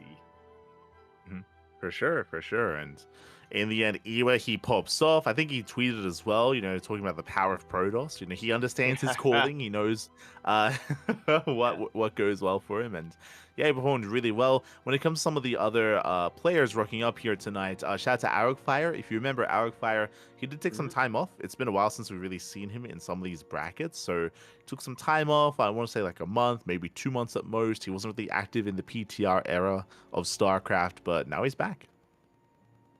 Yeah. You say PTR. I feel like it's been a years since I heard since I really seen much. This hasn't really seen Aerok Fire be very competitive and very active. Yeah, it's been a while. It's been a while, so it's great to see him returning here to the at least OOC circuit, and we do look forward to seeing more of him. Fun fact: he will be showing up in some of the future Open Cups that we're going to be going into, so keep an eye out for Arrow Fire. Meanwhile, we do have Spirit. Spirit went on the second longest win streak here. Once Spirit arrived, he was able to rock up, takes down UD Soldier, Jimmy, Nickrat, and Mixu. Spirit is one of the heavy favorites, and I would say the highest rated player out of any player in this week's tournament. He had a deep run, but he was stopped in the end by Cristiano. Indeed, he was Poland, man. Yeah. If there's anybody to take out a Polish player, it's another Polish player. That is the rule. That is the rule here. So again, shout out to Cristiano. Again, it's one of those things where a lot of these these top players in Poland, they do trade back and forth. Players like Spirit, players like Laser, Geralt, Cristiano, and Mana. Speaking of, so Cristiano takes on Spirit, the best player in Poland, and then Mana takes on Cristiano in that PvP to become the final OC King of the Hill of the week. Yeah, we started with a Polish king in Geralt, and we ended it. We ended the night with a Polish king in Mana. There you go. There you go. So, shout out to Mana, Spirit, Iba as well, and even UD Soldier for claiming all that money for getting the wins here in this week's tournament. Again, shout out to Steadfast for hosting this event. Steadfast did cover this week's OC King of the Hill. And next week, we'll see if it does land on somewhere Steadfast, ourselves, Wardy. Keep an eye out on the social medias for when and where the next OC King of the Hill is going to be. Yeah. Could it be your hill? You'll have to wait and see. We'll have to wait and find out. There you go. There you go. But shout out to Ivan for winning all that prize money. Up next, that does lead us into this week's KSL. Indeed, Oh, it. What? Yeah. This week's KSL. Okay. Not last week's? That is week's. Okay, this week's KSL. You sure? Not next week's. Yeah, KSL number 64 does come up next here. Boy, that's a lot of Protoss that we're seeing on the bracket. Oh, yeah. A lot of Protoss we're seeing on the bracket and the notable participants list as well. Hell of a lot of PvP, which, I do... You know what? I do envy the casters who cover this, Chicken Man and Dave. Because you know what? They went through the gauntlet of PvP, and in the end, they were rewarded with a very, very close PvZ between Hero and Dark. Oh, yeah. Yeah, it's great to see them coming back here. Dark was active this weekend when it came to the Open Cups. Bear that in mind. But Dark, he was active. This was on Saturday in the KSL. If you remember, we did not cast this KSL live because of Cheeseadelphia. Because of Cheeseadelphia, we were busy covering that event instead, and also busy covering Master Coliseum qualifiers, which we will get to. We'll get to the Master Coliseum qualifiers. But last that is why we did not take part initially. We did have a replay cast afterwards, and Hero got the win over Dark 3-2. Very close, very clutch. And what I will say is that even though this did go all the way to Game 5, it was a very short series, non-stop all-ins. As you can imagine, it's always a lot of fun when these two face off. I've heard there may have been some cannons involved somewhere. Yeah. There was some failed cannon rushes. There was some crazy stuff. There was a... Well, I guess it wouldn't really be a Tempest rush, but... There was some Tempest play coming in here. Yeah, a lot of variety from both Dark and Hero. Again, it's always a lot of fun tuning into the two of them facing off in these tournaments, in general, in these finals as well. In the end, Hero does win it.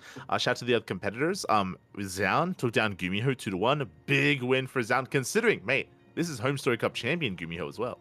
True. Gumiho, who just defeated... Gumiho, who has the Artanis trophy buff. Yeah. Exactly. He just hot off taking down the best Protoss in Europe in Clem at Home Story Cup. So, yeah. Won it all. Yeah. GG.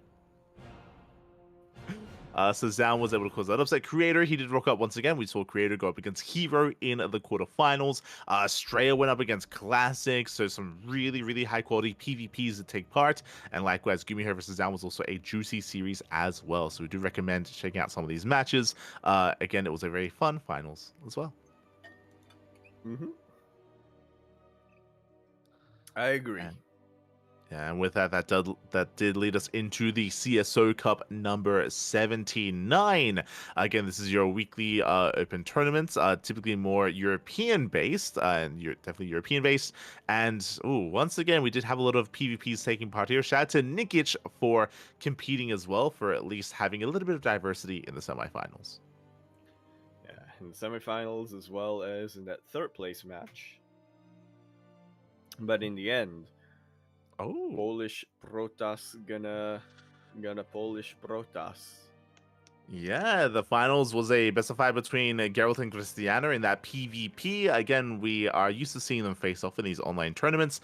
Did barely go the way of Cristiano. What I'm a little bit surprised by, though, is that Nikic, he made it to the third place match, but Nikic went down to UD Soldier. You mentioned yourself that UD Soldier, like, when it comes to his results, like, usually it's like PvP based. Even in this tournament, he took down Art, right? Took down Art in a best of 3, which I think is a big win for UD Soldier. For him to take down Nikic as well, impressive. Yeah, rounding off the matchups. Yeah. Mm-hmm. Next up, PVT. True. Beat Nicorakt. Yeah. Wasn't quite here in this event, but I'm sure in the next one. And so yeah, just really surprising results from UD Soldier. Definitely a player to keep an eye on as a potentially an up-and-coming player. But congratulations to Cristiano nonetheless for taking and claiming the win in the end. Yeah. Nicely done.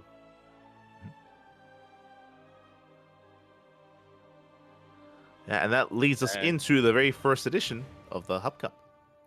Yeah, or you would prefer. We touched on this very briefly last week, but yes, Hupsea, very active community member over in the Americas region, did start or kick off a brand new tournament series here called the Hub Cup with the first edition. This isn't going to be the case going forward, but the first edition having a massive prize pool of $3,065. Oh yeah, massive, insane prize pool. Some very passionate fans of StarCraft did donate to Upside to run a tournament. And this was run at a more European-friendly time slot as well, which is why there is so much European representation in this tournament. So yeah, shout out to Hapsaya for hosting this event. Again, just a massive prize pool, over $1,000 for first place is insane.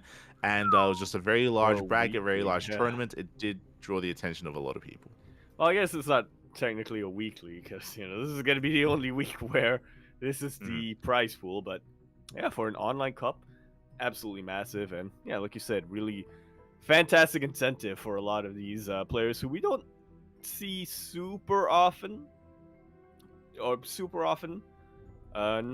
Maybe not the most consistent players when it comes to the online signups, but yeah, it did pique their interest.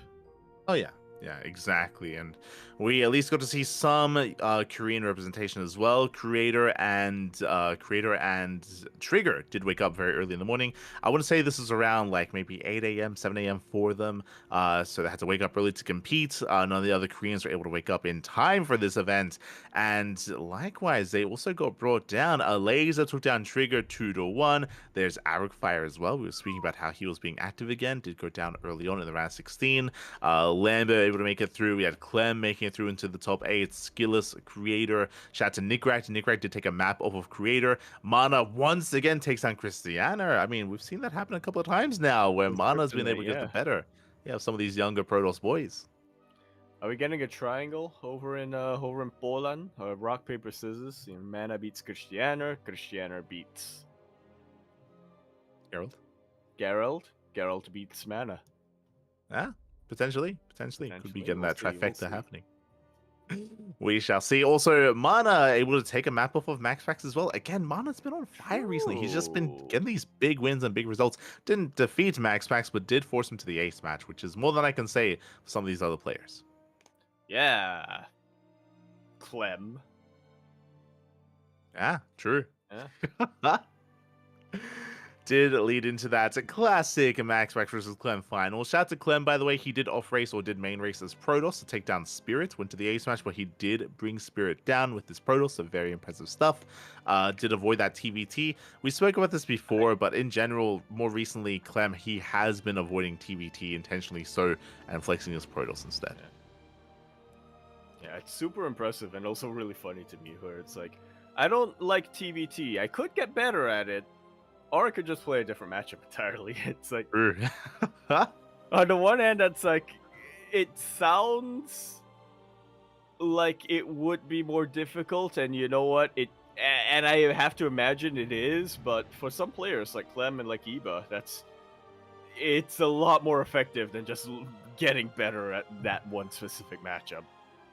Raynor as well. Raynor. Yeah, Raynor, true.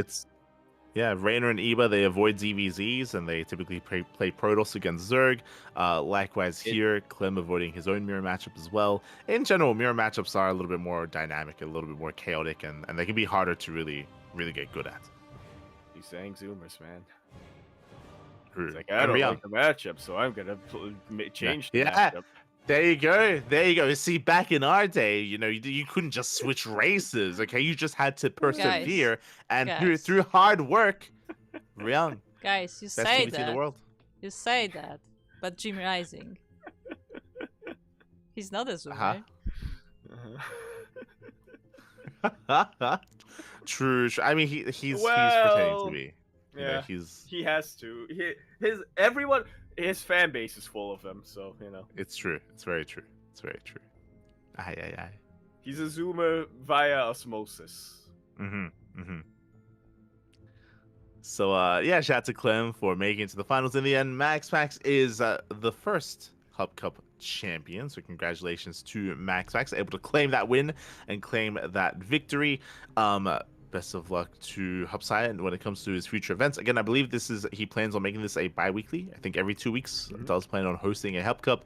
Again, the prize pool is going to be significantly lower for the future Hub Cups, but just a great way to start things off. It's estimated, or it's planned, that's going to be smaller, but you know what? You want to keep this going, you too, viewer. I'm not prepared for this. I don't know what to plug. I don't know where the link is. The Matcherino link. Matcherino Hub Cup. You can probably figure it out from there. Yeah. Keep an eye out for that Matcherino page. So you can help support the next tournament. Up next, we have the Wardy TV Monday number 13. We did have some upsets here. Not gonna lie, coming into this, we had some heavy Korean and European representation. But this time there was not a Clem versus MaxPax rematch. No, there wasn't. Hero taking out Clem here, 2-1. Preventing that rematch and then having a very close series against MaxPax as well. I mean, I'm just looking at Hero's run through here, and he generally won until he got to the finals, but those are some very close games or series. Yeah, I mean, every series that Hero competed in went to the ace match. Every single one, against Estrella, against Ryung, against Clem, and against MaxPax as well. So Hero, he really had to work for that run towards those finals. Meanwhile, MaxPax as well. I mean, I was saying Hero, but even MaxPax, ace match every series against Goblin, against Classic, against Dark, and against Hero. Yeah. Yeah, a lot of ace matches here, a lot of competition at this level of play. Oh yeah, without a doubt. Plus, I think a lot of our players were starving for more Monday tournaments, because that was a little bit. Wardy, he took a little bit of a break with the Monday tournaments, just to go to Home Story Cup, and then of course we weren't really sure if he was gonna commit to a December series, because of course we also had the Calaris Steadfast Cup that unfortunately had to be put on hiatus just due to lack of resources there. So we were speculating. We were thinking, if Wardy, he did say that he was planning to do them out until December, so we're not expecting it, but it will be a cool surprise. And yeah, we were very pleasantly surprised when over the weekend he did announce that the Wardy Mondays, they are going to be continuing in December. Yeah, they're continuing through to December, and it was just a really, really clutch tournament in general. It does feel like, especially with the changes in PvP, Max Packs does feel more mortal in PvP. I mean, hey, again, we've been seeing players like Goblin, Classic Hero. Even if you remember the last tournament, Mana as well also forced Max Packs to the ace match. So again, there's definitely been a lot more competition in that. The reason for that is, of course, the removal of the NG overcharge. Because of that, and because of Max Packs' greedy opener. Yeah, because of the removal of the shield battery overcharge. Because of that, Max Packs, because he usually goes for something more of a greedy opener, specifically in PvP, now it's a little bit more difficult to get away with that sort of thing. So we've been seeing kind of like a shift in the meta a little bit. Likewise, I mentioned before, if you remember, Hero has also been going for that same opener as well. So we've been seeing more mirrored builds. One of the games that Hero did defeat Max Packs in was Phoenix Wars. So like that's of course something that's being embraced a little bit more as well. So yeah, it's been really cool to see. No, that's Strap. Never mind. Trap, yeah. Close enough. Korean Protoss, Korean Protoss. It's fine. I get 100 anchor letters from Gemini. Oh no, not like this. But congratulations to Max Packs. Shout out to Hero for bringing down Clem and forcing Max Packs to the ace match. Really good run by Hero, considering he also won KSL this week. Hero has been looking very strong, very good. Likewise, I want to give a special shout out to Alaser, because Alaser also forced the ace match out of Dark. And I'll be honest, Alaser almost 2-0'd Dark. He almost 2-0'd him. We were fortunate enough to cast that series, and it was very close, very clutch.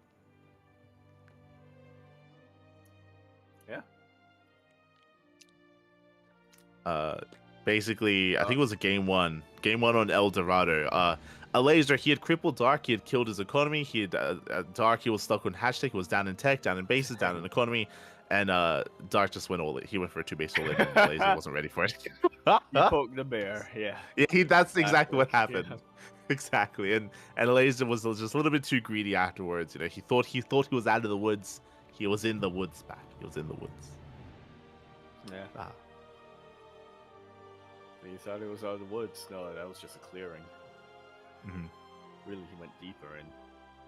Exactly. And with that leads us into the Pigosaur Cup number 10. Yes, a Tuesday tournament. If you will, another rematch between Hero and Dark in the grand finals, but this time not quite as close as what we saw in KSL. Yeah, not gonna lie, this was a surprising finals. As you mentioned, a much more dominant series here at a Hero. Basically, Dark, he did attempt to all-in Hero game after game after game. Hero shut him down real hard, real quick, every single time. So really strong performance, as opposed to the Wardy TV Monday, where Hero went to the ace match every game. Hero did not drop a single map the entire tournament. He was powering up. Oh yeah. He was powering up, and with that, congratulations to Hero. Again, Dark was the number 1 seed of the tournament, but again, was a much more dominant showing there by Hero, so very well done, very nice performance. Again, this is the event that has taken the place of the NA Weeklies, so that's why we have some more America's representation from North and Latin America. Yeah, homemade Luciano, Dolan coming in here, Bill Moja. A lot of regulars that we can really come to expect to hear in the Pigosaur Cup patches as well. I believe if we got patches, Foxer. Great to see them all competing here. And congratulations to Hero.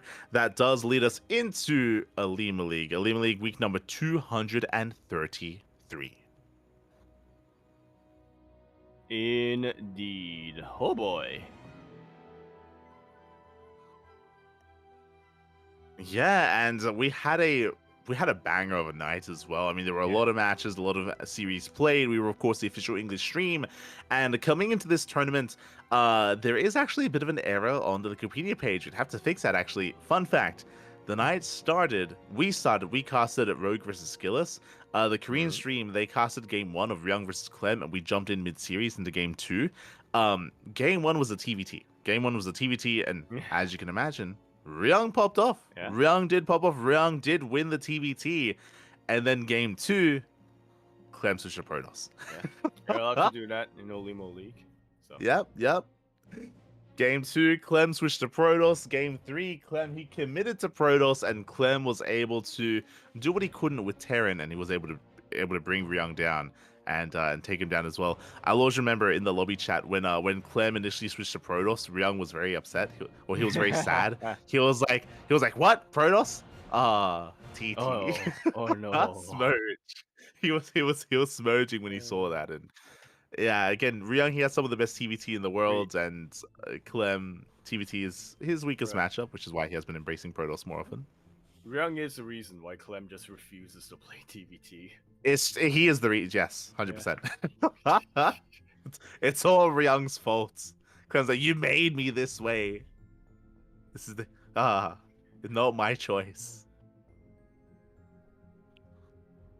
So with that, Clem did go on a tear. Likewise, once again, I do want to give attention to Mana, because Mana, he may have gone down to Clem. Took down Max Angel. He did. Close series going on over there, nonetheless. Yeah. But still, very impressive result. Estrella, was the... No, I guess still is. Yeah, I guess we have to admit he still is the best player in North America. And we'll see in a couple of months. But yeah, Estrella, absolutely a top player, one of the absolute best Protoss players. I would say top 6. Okay, maybe that's a little bit of a stretch. But yeah, definitely one of the top Protoss players in the world in general, and without a doubt the best North American player. For Mana to come in, old man Mana to come in and just take him out, even though it went to the ace match, that's... Something has been reinvigorated in Mana recently. It's got that, what's it called, the second win, when you get to a certain age. Yeah, it's like the midlife crisis. Is that what you're going for? Potentially? Potentially, but yeah, he does have that second win, right? Like, we've been taking note of Mana, right? He was able to force Max X to the ace smash. He took down Christiana multiple times. Here he's taking down Estrella. Something that I will say is that a lot of these have been PvPs. So Mana has been flexing specifically that matchup. He's been looking very strong in that matchup as well. But yeah, it's been impressive. Yeah, definitely. Can't wait to see more. For sure. That does lead us into the lower portion of the bracket. Hero made it all the way to the finals, of course, took down Oliveira, took down Björn in PvTs. Dang. And he had a very close series against Trigger. Very close.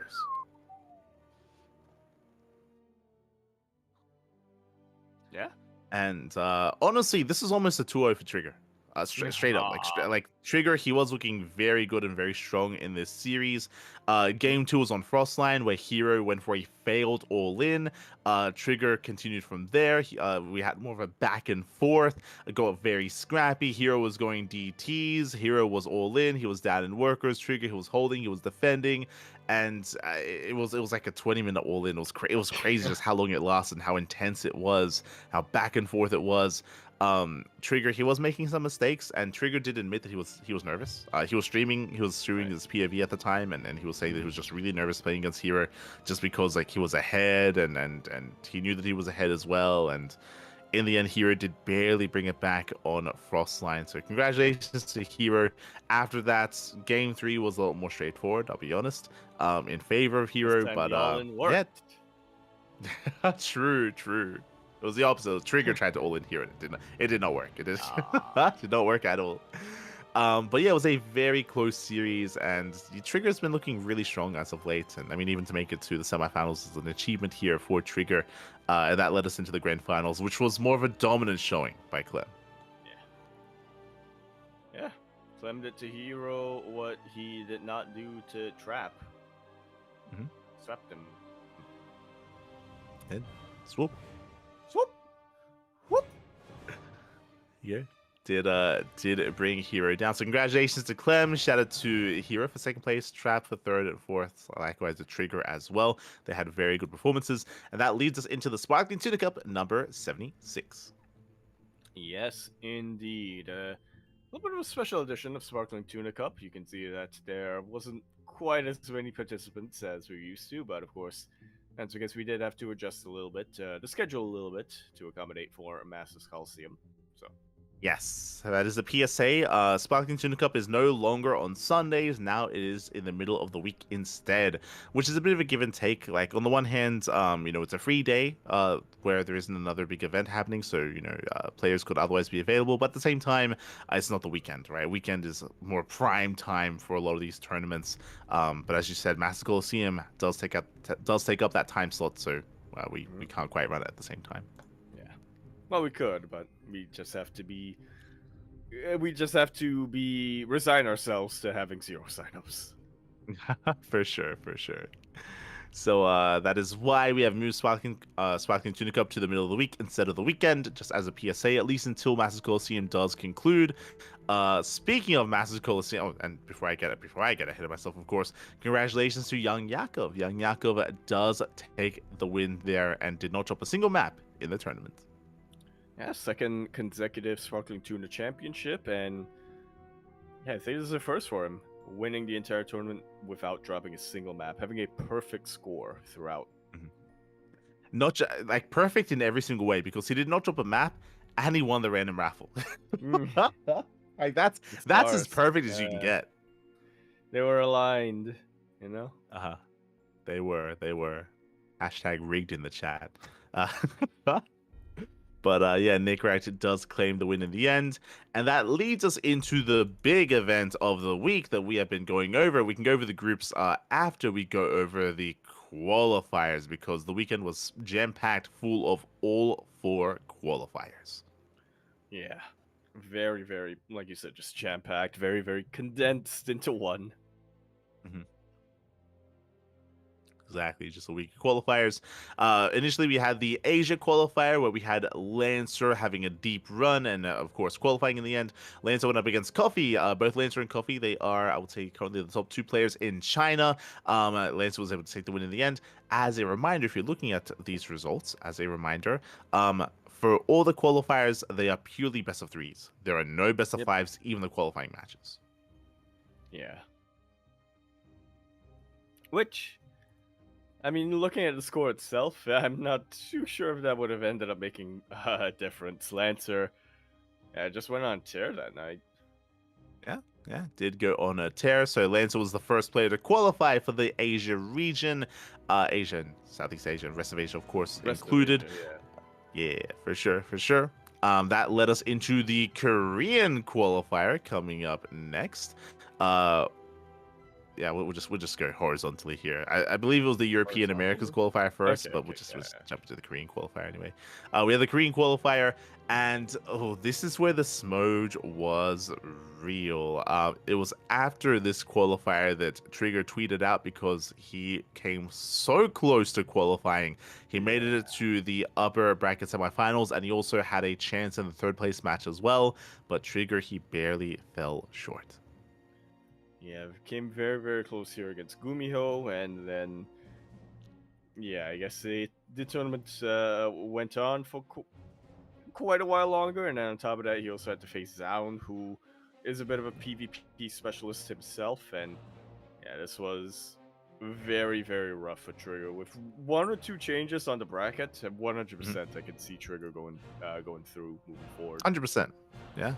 I mean, again, this is Gumiho. This is Home Story Cup champion Gumiho as well. So, not an easy opponent to face off against. Again, it was a very stacked bracket. Trigger barely did not qualify. For those who are curious as well as to why Trigger is here, Trigger is living in Korea. He's been in Korea for quite some time at this point, so that is why he is eligible to compete in the Korean qualifier. It is better for his time zone, of course. But did go down to Gumiho. Likewise, Cure brought down Ryung, Rogan, Zaun to qualify.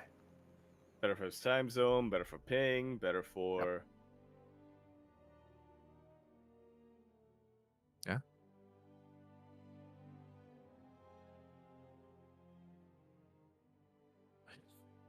So congratulations to our players who qualified here from the Korean server qualifier. Yeah, Gumiho, Cure, and Zaun, they were the 3 players making it through the qualifier. Now, this is something that I did want to bring up before. This is what I was alluding to, is the fact that Dark did play in the KSL. Dark, he did play in some of the online weeklies, but Dark did not compete here. Did not compete in the Korean qualifier. And I was really curious as to why. If you remember, Dark was not invited. Shin was the Korean Zerg player that was invited into the main event. Dark did not play in the qualifier here. Likewise, Dark did not play in the global qualifier either. This all leading into Dark leaving Talent Esports is what kind of led me to believe that maybe this all leads into military service. Because Master Coliseum is a 2-month event, if Dark can't confirm that he can play for those 2 months, then then he wouldn't be able to. Then he wouldn't sign up. Then he wouldn't qualify. He wouldn't try to qualify, right? So Yeah, it's hard to say. It isn't confirmation, but it would make sense if he was going to the military. Yeah, it's not confirmation, but that's where that's what we're led to believe, just based on just based on the timeline that we have so far. I can definitely understand not wanting to play in a qualifier if you're not 100% certain if you're going to be able to play in the main event or not. I mean, not only is it a case of it's like you rather use that time for something else, but also you don't want to be the guy who fucks up the seeding by qualifying and then not being able to play in that, and then the organizers have to go back and be like, okay, who do we invite to replace them, and how do we seed it all, Yeah, you don't want to do that to the event itself and pull out like halfway through. So yeah, right now that's at least if you're gonna be in, you stay all the way in until you're done. Exactly. You commit. Gotta commit. Yeah. You gotta commit. So we'll keep an eye out for announcements from Dark in regards to his military service, but things do it feels like they're leading in the direction that he is going soon, but we will soon find out for certain, I'm sure, given some time, as it does lead us into the European and Americas qualifier, as both regions were merged into one for this qualifier. Yeah. A little bit weird, to say the least, but I guess it does also make sense as C-Boy. They do tend to focus more on the Asian region in general, so yeah, I can get that. I can understand that. Yeah, for sure. I believe they did something similar previously, but in the end, Estrella, he gets his revenge. If you remember, we saw earlier that Mana did defeat Estrella previously in the week, and here Estrella takes out Mana. But again, look at Mana pop off. Like, that was a qualifying match, and Mana, he took down Cristiano for a 3rd time this week. And Showtime. 2-0 Showtime. My man. Damn. Hey, how old is Mana? How old Hey, Mana out here just clouding on some of the best Protoss players in the world. That's crazy, mate. Oh my god. Yeah, 30. Impressive. Yeah. 30 years old. About to turn 31 in 2 days. There you go. There we go. About to be his birthday. But yeah, like Mana, he toured Showtime. Remember, he brought Max back to the Ace match as well. He's been defeating Cristiano time and time again. He took down Estrella previously in the week. Here, he even forces Estrella to the Ace match. Like, there's a world out there where Mana makes it instead. Like, he has been looking insane as of late. So really, really nice performance there by Mana. Yeah, there's a world out there where in the Americas and Europe qualifier, we have 2 Europeans and 0 Americas. Yeah, it is possible. Personally, I'm happy to see that there is some American representation in this tournament. Unlike some other regions,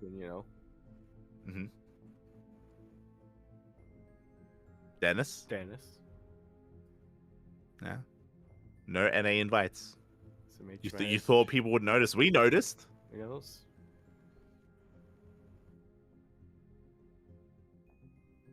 SMH. I had. But congratulations to Estrella for making it through the upper portion of the qualifier. Likewise, scrolling down, we had Lambo taking down a Big Gabe, Hero Marine. Spirit took down a Laser. Spirit took down Young Yakov, and Spirit took down Lambo. Yes, nothing but TVZs. Yeah, Spirit, he flexed his Terran versus Zerg matchup, and he looked very strong in it. Shout out to Lambo for making it as far as he did, especially considering that Lambo took down Big Gabe. That was a big win for Lambo. No pun intended. But congratulations to Spirit and Estrella for making it through into the main event. Yeah. And then scrolling over to our final qualifier, the Open Global qualifying qualifier, where Mhm. literally anyone can play and sign up and have a chance to make it all the way through. We have Rogue Mhm. qualifying in a very close series against Björn. Before that, was able to take out DNS, took out Ia, and then also took out Rebellion. Yeah, very strong performance there by Rogue. Rogue also makes it through, qualifies for the main event. Scrolling down, we had Iba taking down Shameless 2-1, went down to Skillus. Likewise, Skillus also denied Trigger. Skillus was on fire, taking down Trigger, taking down Iba, and Skillus 2-0'd Solar in that final qualifying match. The villain arc, it Yeah. grows. It continues, Pappy. It continues. But that's a big one for Skillus. Like again, Yeah. Skillus, he has been on that grind for quite some time, and for him to make it into the main event. Fun fact: he actually tweeted after the fact, and he gave a shout out to Clem. He said shout out to Clem for giving me the build that I used in game 2 versus Solar. Like Skillus, he used one of Clem's builds, and Skillus took Solar down. GG. Damn. Yeah. Again, I mean, Clem is the best Protoss in Europe, so for Skillus to for them to be on the same team only bodes well for Skillus, I feel. Yeah. I have to agree. For them, and then also Mana? Yo. True. True. Do you think that's part of it? Maybe. Liquid power? Yeah, like the rising, liquid raises all Aye. ships. Yeah. Yeah. So with Clem playing more Protoss, the liquid Protoss players, I'm sure they're all benefiting from that. I'm sure Clem is willing to impart some of his wisdom, his Protoss wisdom. Yeah, I would imagine that as well. I have to imagine that Cure, on the other hand, is heartbroken at this sort of events. True. He's all alone now. And then Laser is like, now you know how I feel. Yeah. They can bond a little bit. They can bond over that. But yeah, that's definitely something I didn't think of. But for sure, I'm sure Mana's been benefiting. I mean, Skillus as well did admit to that. Sola had a deep run. He was able to take down Trap and Cristiano and Jeshi. Like Sola, he was on the ZVP grind, but wasn't enough to qualify in the end. Likewise, talking about Dark not competing in certain qualifiers, Dark also did not compete in this global qualifier either. So alas, in the end, we do have our final lineup here and our final players making it into the main event. Indeed, we do. Our groups have been seeded. We have 4 groups available to us. That will be played out, throughout December and January. Exactly. So in the end, once the qualifiers were done, we had 6 Protoss players making it through. That was Hero, Max, Lancer, Xian, Estrella, and Skillus as our 6 representing Protoss. For Terran, we had 6 players as well. Clem, Maru, Oliveira, Cure, Gumiho, and Spirit. And for Zerg, 4 players in Raynor, Serral, Shin, and Rogue. Yeah, perfectly balanced. There you go. Again, when it comes to the missing players that we would usually expect, Dark, but again, as we mentioned, Dark did not play in the qualifiers. Dark was not invited, and Dark, we'll see what happens with Dark in the coming weeks and coming months. Likewise, Solar came close, but Solar did fall to Skillus. So Solar was also the other player that we would expect to be here. Did not make it through the qualifier. Yeah.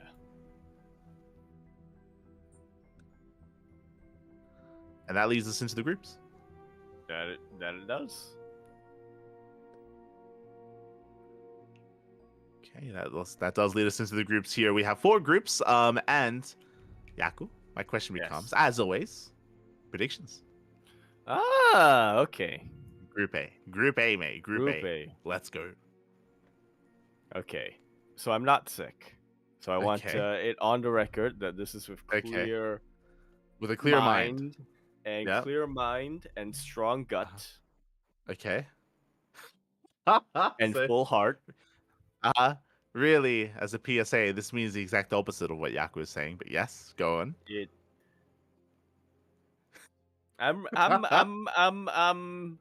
I'm very strongly feeling Shin and Estrella. Shin and Estrella. Strongly No feeling it. My Serral. brain is saying Serral and Cure, or Okay. maybe Serral and Shin, but I got a Okay. strong feeling Shin Estrella. Okay. Shin Estrella. Go lock it in. I'm gonna lock it in. I'm gonna bet Okay. my house. Okay, you don't have a house. You don't. Oh god. All right. I'm gonna go with what the brain of Yaku was saying. And we're gonna support the brain Haha, jokes and on be you. This brain is sick. It is. It's very sick.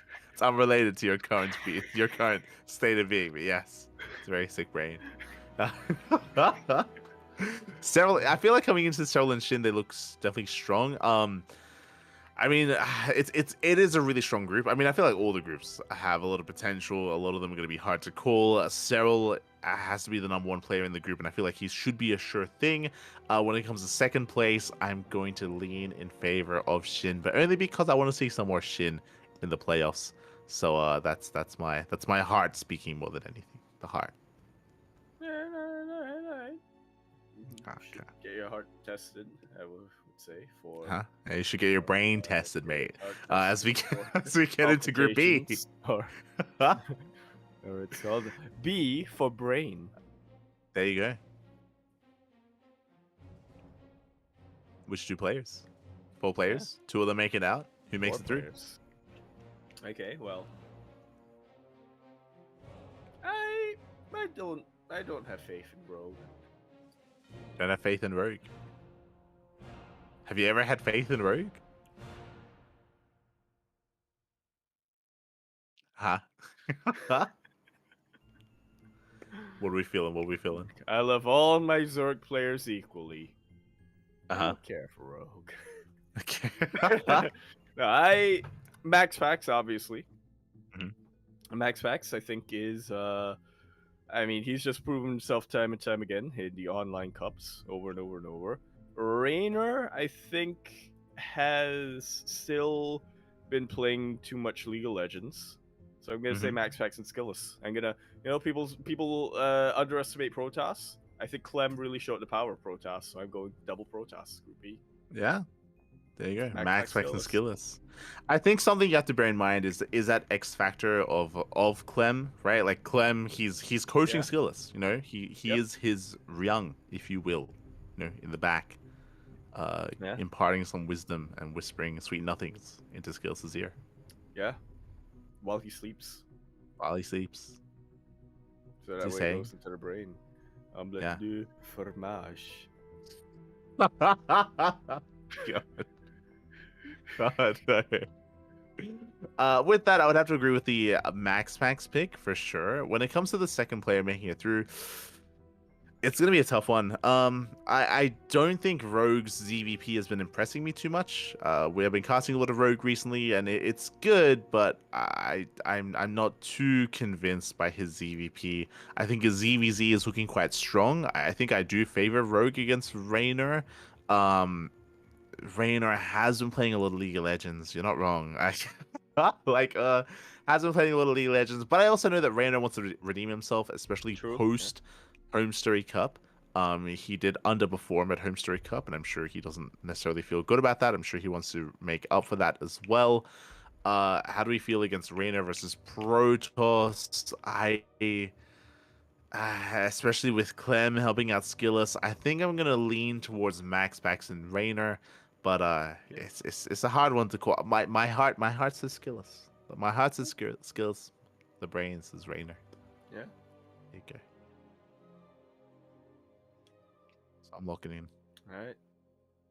And Group C. Group C. Okay. Hear me out. Okay. There's a little bit of an elephant in the room that we talked Alright. about briefly when it comes to this Who's the tournament. elephant? Dark is the elephant. He's absent. Okay. His military service is coming up, but you know what?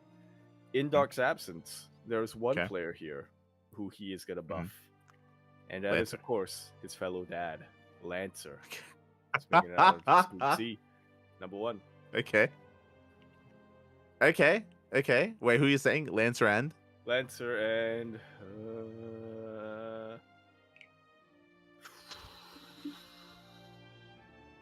Hero's been good recently. He's been good. No. Okay, hear me out. Lancer. Okay. Right? He's a dad. Okay. Which Yep. one of these is the most son-like? It's Maru. Lancer and his son Maru. They're gonna make it out. Okay. There you go. Lancer and Maru. This is a hard. They're all hard groups. They're all hard groups here. I agree. Hero's been looking good. It's been looking good recently. It's been looking good. So I want to lean on Hero. When it comes to Maru and Gumiho, their most recent result was in favor of Gumiho. Gumiho did defeat Maru in the TBT. So there is that to consider. It is round robin though. I say round, like they are going to be facing up against each other. So it's hard to. It's hard to say how the group will play out. It feels blasphemous not to say that Maru makes it out, right? Because Maru is the best player in South Korea, 100%. Like he's the best player in South Korea. Like he's very, very strong. Like we've seen him struggle against Serral, but that's against Serral. He went down to Gumiho, but they can go back and forth. I'm gonna say Hero, but I want to be on that Gumiho hype train. You know, I want to be on the Gumi God hype train. So I'm gonna say Hero and Gumiho for Group C. That's what I'm going for. I want to believe in the Gumi Godge. All right, I believe in the power of a father and a son to take down a god and a hero. Yeah, the power of family is really what you Power of believe. family. Yeah. Yeah, family. I understand. It's a strong power. Strong. Yeah. Fuels all the cars. Yeah. Group D. Oh, okay. Let's say, what's the car that every dad drives? Mitsubishi Lancer. Oh, damn! I didn't think of that. True. Coincidence? Has to mean something. Yeah.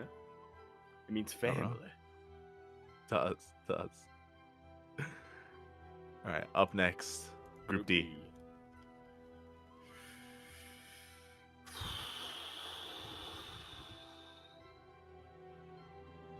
So ordinarily, I would say Zaun only has to worry about the PVT, and I think that's going to remain true. I don't think Clem wants to play a PvP. So you got to give Zaun. You got to keep in mind that Zaun only has to prepare for one matchup, but stylistically, these are all different Terran players as well. So true. And go quite a bit different. Zaun's PVT though. Generally pretty good. Yeah, it's good. 100%.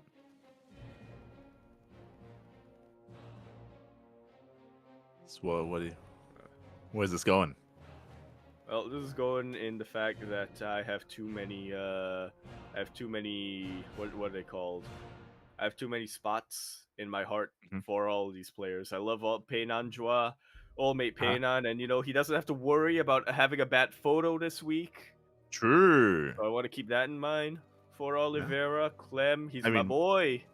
Yeah. He's my boy. And then Piotr, he's a mad lad. And then you have Zaun, who I feel like I was one of the first people hyping up Zaun before Zaun became really hype and really big. Alpha X. He was on Alpha X. Yeah. I like all of them. You can only pick two. I can only pick two. I'm gonna go with Clem as the safe pick and Spirit as my wild card. Ooh. Because I think Spirit, I think he has enough of a mad latness to just barely edge out ahead of Oliveira and Zaun. Okay, Piotr, homemade Piotr, and Serral's in the tournament as well, so True. Piotr, he's a mad lad. Okay.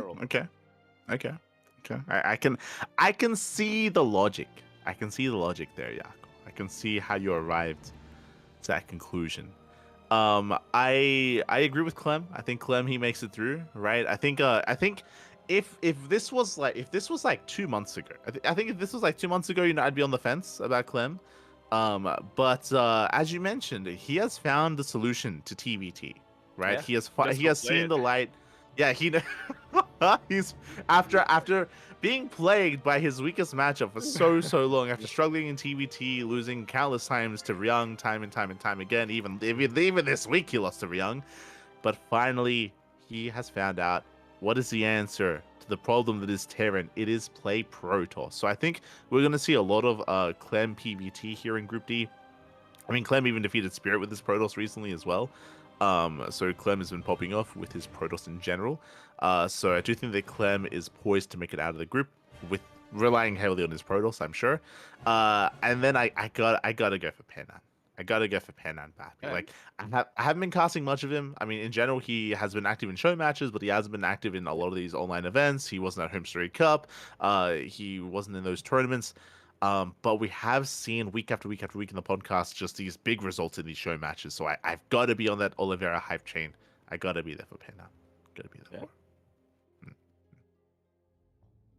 Sure. Okay. All right. We'll see what happens. Now, as a reminder, the group stage is going to last a long time. It's going to be a long group stage here. So bear that in mind. Yes. And it is round robin. It is round robin format for the groups. So it is. That's why it takes so long to make it through not just the group stage, even the playoff bracket as well. It's double elimination, so it's going to be a long. And event. And the groups themselves are also individually split up between 2 days. Yes, so I just noticed that. 100%. So it's gonna take a while to get through all the groups. We'll keep you guys posted and updated. I'm sure we will forget what we predicted by the time the group stage ends, but we'll try to remember. We'll try to. I'm pretty sure Yaku, he's gonna pass out in a fever dream, wake up tomorrow, and he's not gonna remember any of this. No. But with that is going to be us wrapping up the Master Coliseum. Again, best of luck to all these competitors and players. We'll be casting this weekend. Again, every single weekend there is going to be some Master Coliseum on the channel, and we're going to be featuring it here on the CranKy Ducklings. Afterwards, we have the final event here, which was taking place, which has already begun, I should emphasize. That is the Wardy TV Christmas Invitational 2024. Indeed, which I was very disappointed to find out was not a team game tournament, but you know what? Still a hell of a way to ring in the new year. Oh yeah, for sure. A great way to bring it in. Here we do have the group stage. Yesterday was Group A, by the way, and I wasn't quite able to watch it. It is round robin. Fun fact. I watched the first match. I say that I rated Trigger after we finished casting Sparkling Tuna Cup last night, and that was right after Trigger had beaten Hero. Trigger, he got his revenge. Like again, Trigger should have been beaten Hero at Olima League this week. He wasn't quite able to, but he was able to close it out. Strong start. Trigger takes down Hero. Trigger takes down Rogue 2-0. I mentioned before that Rogue's CVP has not been impressing me. It hasn't been. I mean, Rogue lost every series actually in this group. Despite that, look at that three-way tie. This was a close group. Yeah. Spirit, Trigger, and Hero, all of them winning 2 games. Winning 2 games each, losing only 1 game. 1 series. Yeah, and it came down to the map score where Trigger he did drop a map to Hero. Hero dropped a map to Spirit. Hero dropped a map to Trigger. Spirit dropped a map to Hero. Trigger dropped a map to Hero as well. Like it was a complex algorithm here when it comes to the overall map score and series score and head to head. And yeah, in the end, did go the way of Spirit and Hero. Yeah, I feel more confident in my prediction now. How did the math work out here? Hold on, I'm a little bit confused. Oh no, he lost to Spirit. Yeah. That's it. Head to head. Yeah. And also hedge to hedge. Yeah. So in the end, barely went the way of Spirit and Hero, but Trigger could definitely made it out. Meanwhile, looks like Group B just went live. Looks like Group B did just go live. Still ongoing, round robin.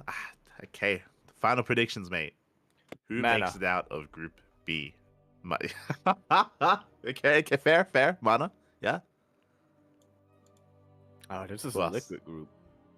Yeah, Do the we go Liquid for Boys. Clem or do we go for a Laser? Or do we go for Björn? It's the wild card. Mhm. I think Björn hates Protoss enough that he Mm-hmm. can beat Mana and Clem potentially. Mhm. But it is the Liquid Boys group, so I'm gonna go Mana True. and I do think that Clem and Mana together have been brainstorming quite a bit, but I want to believe in the power of Poland, so I'm gonna go Mana Laser. Mana Laser. Okay. I mean, that's a lot of Poland. Poland power. True. Yeah. Fair. Makes sense.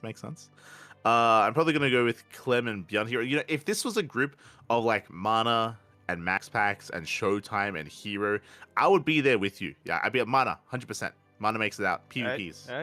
He'll Alright. blaze through that. Here against Terran and Zerg, I feel less confident in the power of the Mana. Hopefully, I'm proven wrong, but I'm gonna go for Clem and Beyond here for at least Group B. Again, this is gonna be round robin. Group C. What do you go for us? Alright. Rung and Horsem. Ooh, the captain Capital, yeah. and the tuna. Yeah, exactly. You know what it is? Okay. It's the capital. You know, he fishes up the tuna. Yeah. He surfs him across the waves. Yeah, on his back. Yeah. There you go. I can see the logic there. I think I'm gonna go Max Pax and Ryung. I'm gonna go for the tuna as well, but I'm gonna go for the Pax with the tuna instead of the Harsum and the tuna. Yeah. I don't. Yeah. I mean, it's just Solar is not allowed to make it out of this group. You know, he's in his villain arc. He's still in If he his wins villain here, arc, yeah. if he wins here, you know that's gonna end that prematurely. Exactly. Like we need him to hit rock bottom before he can rise up amongst everyone else and have his Phoenix arc. But Yeah. his dark Phoenix arc, if you will. That's gonna happen eventually. Yeah. That'll happen. Don't get me wrong. Yeah. He's gonna kill someone. He's gonna. Oh god. So I don't want to be that Protoss standing in his way when that does happen. But I think Max X, of course, is in form. Ryung has been looking good. I mean, so was Harsum, so was Solar. Ryung recently, of course, making it into the playoffs of Home Story Cup as well. Best of luck to all those competitors. Best of luck to Solar and Harsum. Group D, what do you have for us? Group D. Okay, Group D. Liquid Boy. Gotta go for Skillus. True. And I think this is where we see more of the Gooby God. Okay. Gumi God and Skillus. Yeah. Okay. Cool. I think Lambo has really been impressing me these past couple of weeks, especially in the Hub Cup. Mhm. But I'm not convinced it's going to be enough to overcome Gooby God and Liquid Boy Skillus. Yeah. Fair enough. There we go. Liquid Skill has been looking really, really strong recently.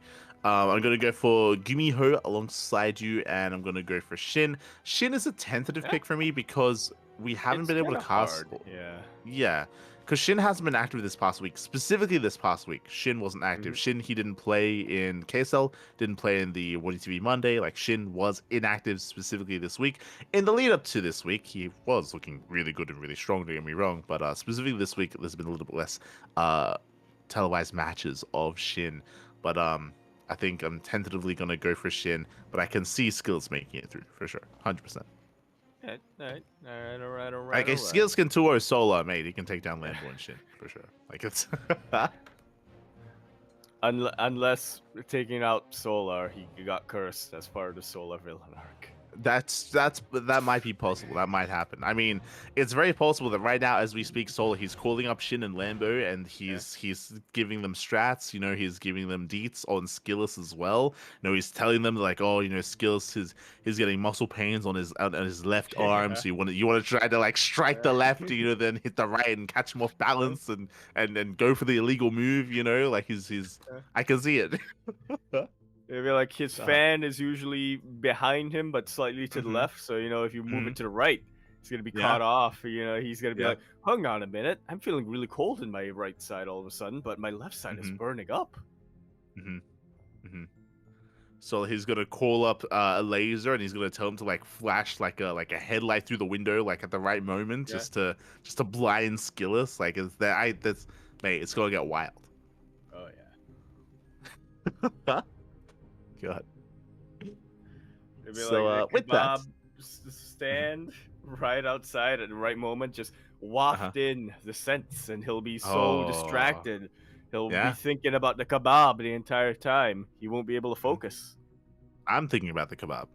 Oh, Yeah, you just can't resist. yeah, can't resist. There you go. So yeah, with that, that is going to be taking place over the next week. The next week is going to be the group stage, and I believe the playoff bracket will be next week instead. So we can go over the playoff bracket On for the next Christmas. podcast. Yeah, there we go. The Christmas Cup. There you go. Yeah. Otherwise, with that, that I believe is going to be wrapping up almost everything. There is still one thing left, though. One final thing to cover. That is, of course, Yaku. And if you noticed, made a tweet recently, made a post. We do have the final year, the annual Twitch recap for the CranKy Ducklings. We do. I didn't see mine yet. I mean, you haven't streamed. God. Yo, like, I haven't looked at my stats yet. Hey, yeah, you haven't been streaming. What are you talking about? God damn it. Oh yeah, Twitch recap did just drop, and we did get on the CranKy Ducklings channel a little bit of a recap of the year that's just been posted to our own to the CranKy Ducklings social medias as well, the Twitter.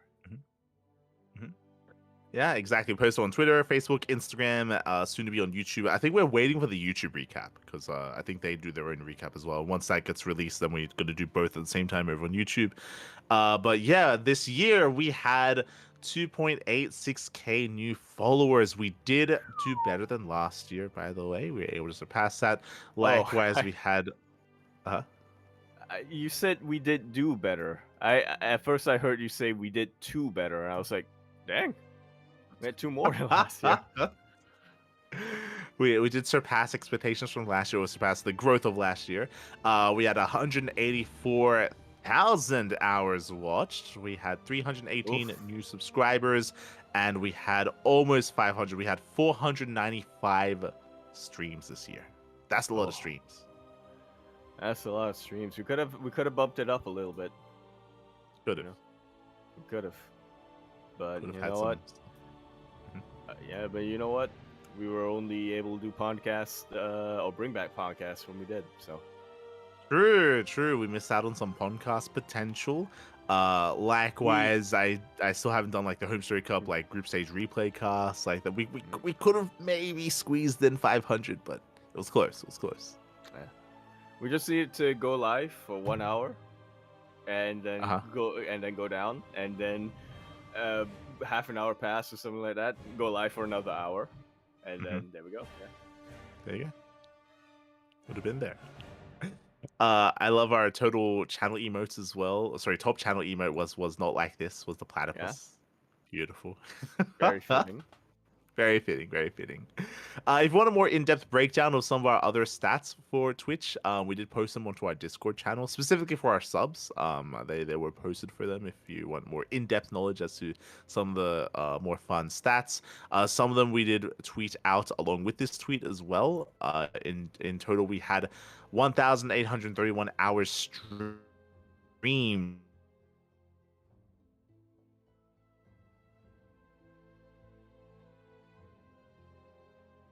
Which is crazy. Almost 2,000. That's a lot of hours. It is.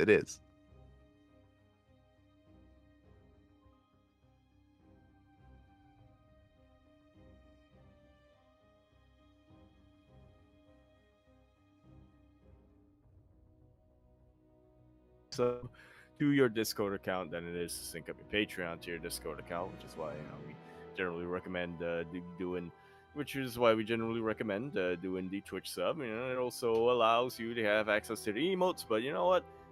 Patreon, that's a lot more customizable. You know, you got a lot more options for how much you want to spend over there. So it's like, yeah, it's you potentially. If you wanted to, you could do both. But I mean, Yeah. it's a lot of money.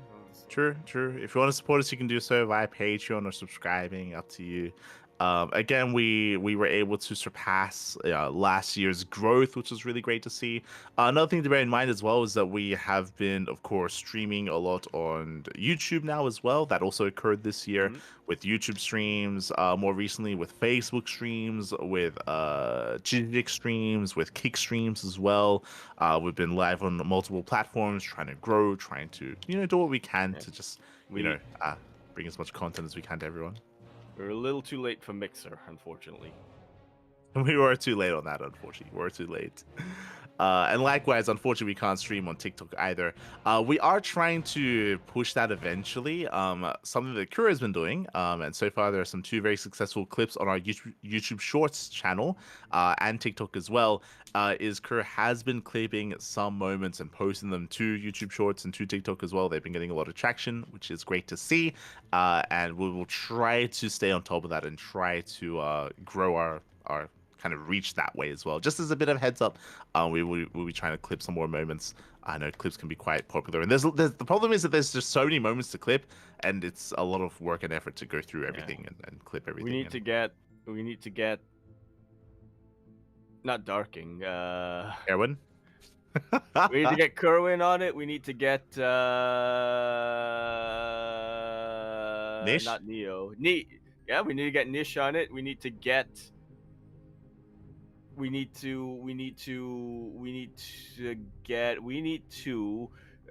stall for me. Not Nish. We need not to get Darking. Not Neo. God, what's his name? He was the editor for our duct tapes. Gemini? Oh. Vortex. Vortex Lamb. Yes, I remember there was sheep involved somewhere, but I was like, no, but his name is not sheep. Anansi is sheep. Vortex Lamb. We need to get Vortex Lamb back. True. The duct tapes. But yeah, so we're trying to work on that. That's probably going to be one of our big projects of 2025. Is more clips, more shorts, TikToks, all that stuff, to try to get our name out there. That is going to be one of the big things that we do focus on. Yeah. We gotta pitch ourselves to the Zoomers. We do. Gotta appeal to the Zoomers. The Zoomers. And the alphas. The youth. Yeah. The kids. Kids these days. Yeah. Yes. They're not willing to tune into a stream and listen to like an hour. No. 30 seconds. Condense it down, and maybe have like something in the background. Milk. Okay. Beautiful. A mobile game in the background. Whatchamacallit. Yeah. A cookie clicker. Cookie clicker. They didn't even know what that is. Yeah. That's too old for the Zoomers, mate. They don't know what cookie clicker is. No idea. God damn. But yeah. With that, we did have our Twitch recap, and again, it's been a great year. A lot of work. I'll be honest. I definitely would appreciate some more days off and some more sleep, and I think that's what we're going to be heading towards next year. I do think that I want to slow things down at least a little bit. I've noticed that especially if I cast too much, then that affects like future casts as well. So sleep is important. Rest is good. I feel personally attacked. It's okay. You won't remember tomorrow. It's fine. You won't remember. With that sense, I get what you're trying to say to me. Well, I get what you're trying to say to you. What I'm trying to say. You're trying to tell me that I should lie down. But you know what? I'm not gonna. No. You can't keep me. You can't hold me back. You're like a horse. I'm out the door after this. Yeah, you're gonna sleep standing up. Yeah. We're gonna go get some juice. Yeah. Some vitamin C. Yeah. Pass out. I'm not even tired. I don't have to nap if I don't wanna.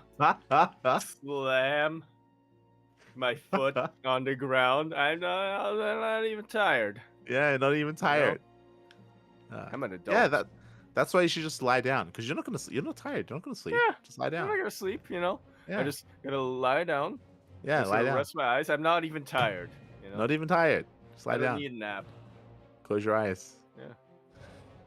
I'm an adult.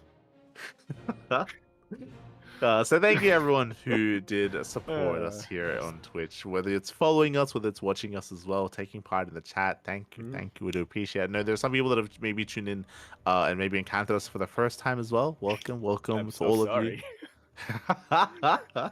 Oh no, if you've stumbled upon us, we apologize. We apologize. We've been doing this for a long time, though. Again, we've been streaming, casting full time since 2020. Yep. We started focusing on competitive play in 2019, and we first went live back in 2017. And yeah, it's been what, 7 years, and here's to another 7 more. Yeah. Keep going. Keep going. Hey, keep going. I'm not even tired. Not even tired, mate. Not even tired. Oh, yeah, thank you to each and every one of you for your support along the way. Thanks to you guys that we are able to fund our tournaments, that we are able to go live as often as we can, and completely fan funded over here. For sure. Shout out to Kuro for handling the production and for also working on things behind the scenes. Big shout out to Kuro. Shout out to Steel Mo. Shout out to Darking. Shout out to everyone involved in some way, shape, or form or another. And yeah, we're gonna be wrapping up here for this week's podcast. Dunge. We made it. Yaku did not pass out. Yeah. Came close. But hung in there. Yeah. I'm not even tired. Not even tired.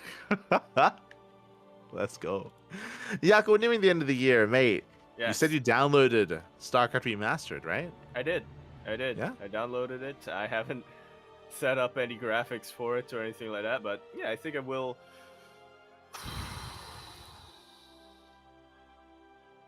Yes, I will have more time throughout this weekend. Ooh. Okay.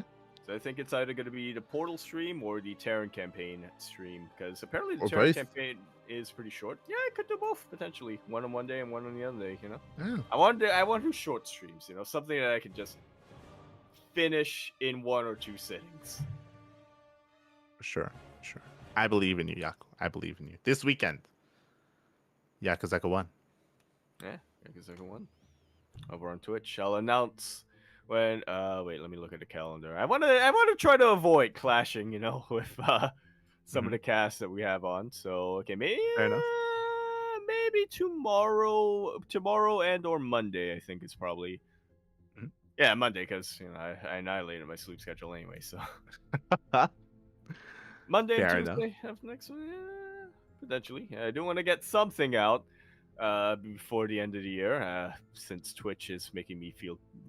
Since Twitch is doing a fantastic job at guilting me into actually streaming more. So. There you go. So look forward to the Yaku streams in the coming week. Likewise, I will attempt to stream myself as well throughout the remainder of the year. It's been quite busy here just because of all the casting that we've been having to do, but we'll try to get some either ladder streams or Final Fantasy streams. It's going to be difficult though. Another bit of a PSA. We will otherwise be preoccupied on the days of Christmas Eve and Christmas Day, so we don't have anything scheduled yet for those broadcasts. We might end up doing a rebroadcast on those days. We'll try to find a solution for you.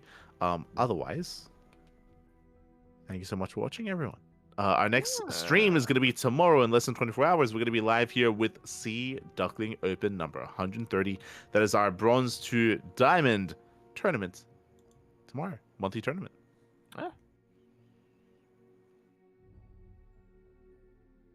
Okay. Otherwise, Yaku, do you have anything you want to say before we head off for the night? I'm not sick. I'm sure you're not, Yaku. Sure you're not. Thanks for watching, everyone. Thanks for the support. Thank you, Yaku, for joining me, and Kuro for the production as well. And we'll see you guys tomorrow for C Duckling Open. Number 130. We'll see you then. Ciao. Bella. Rainer Street.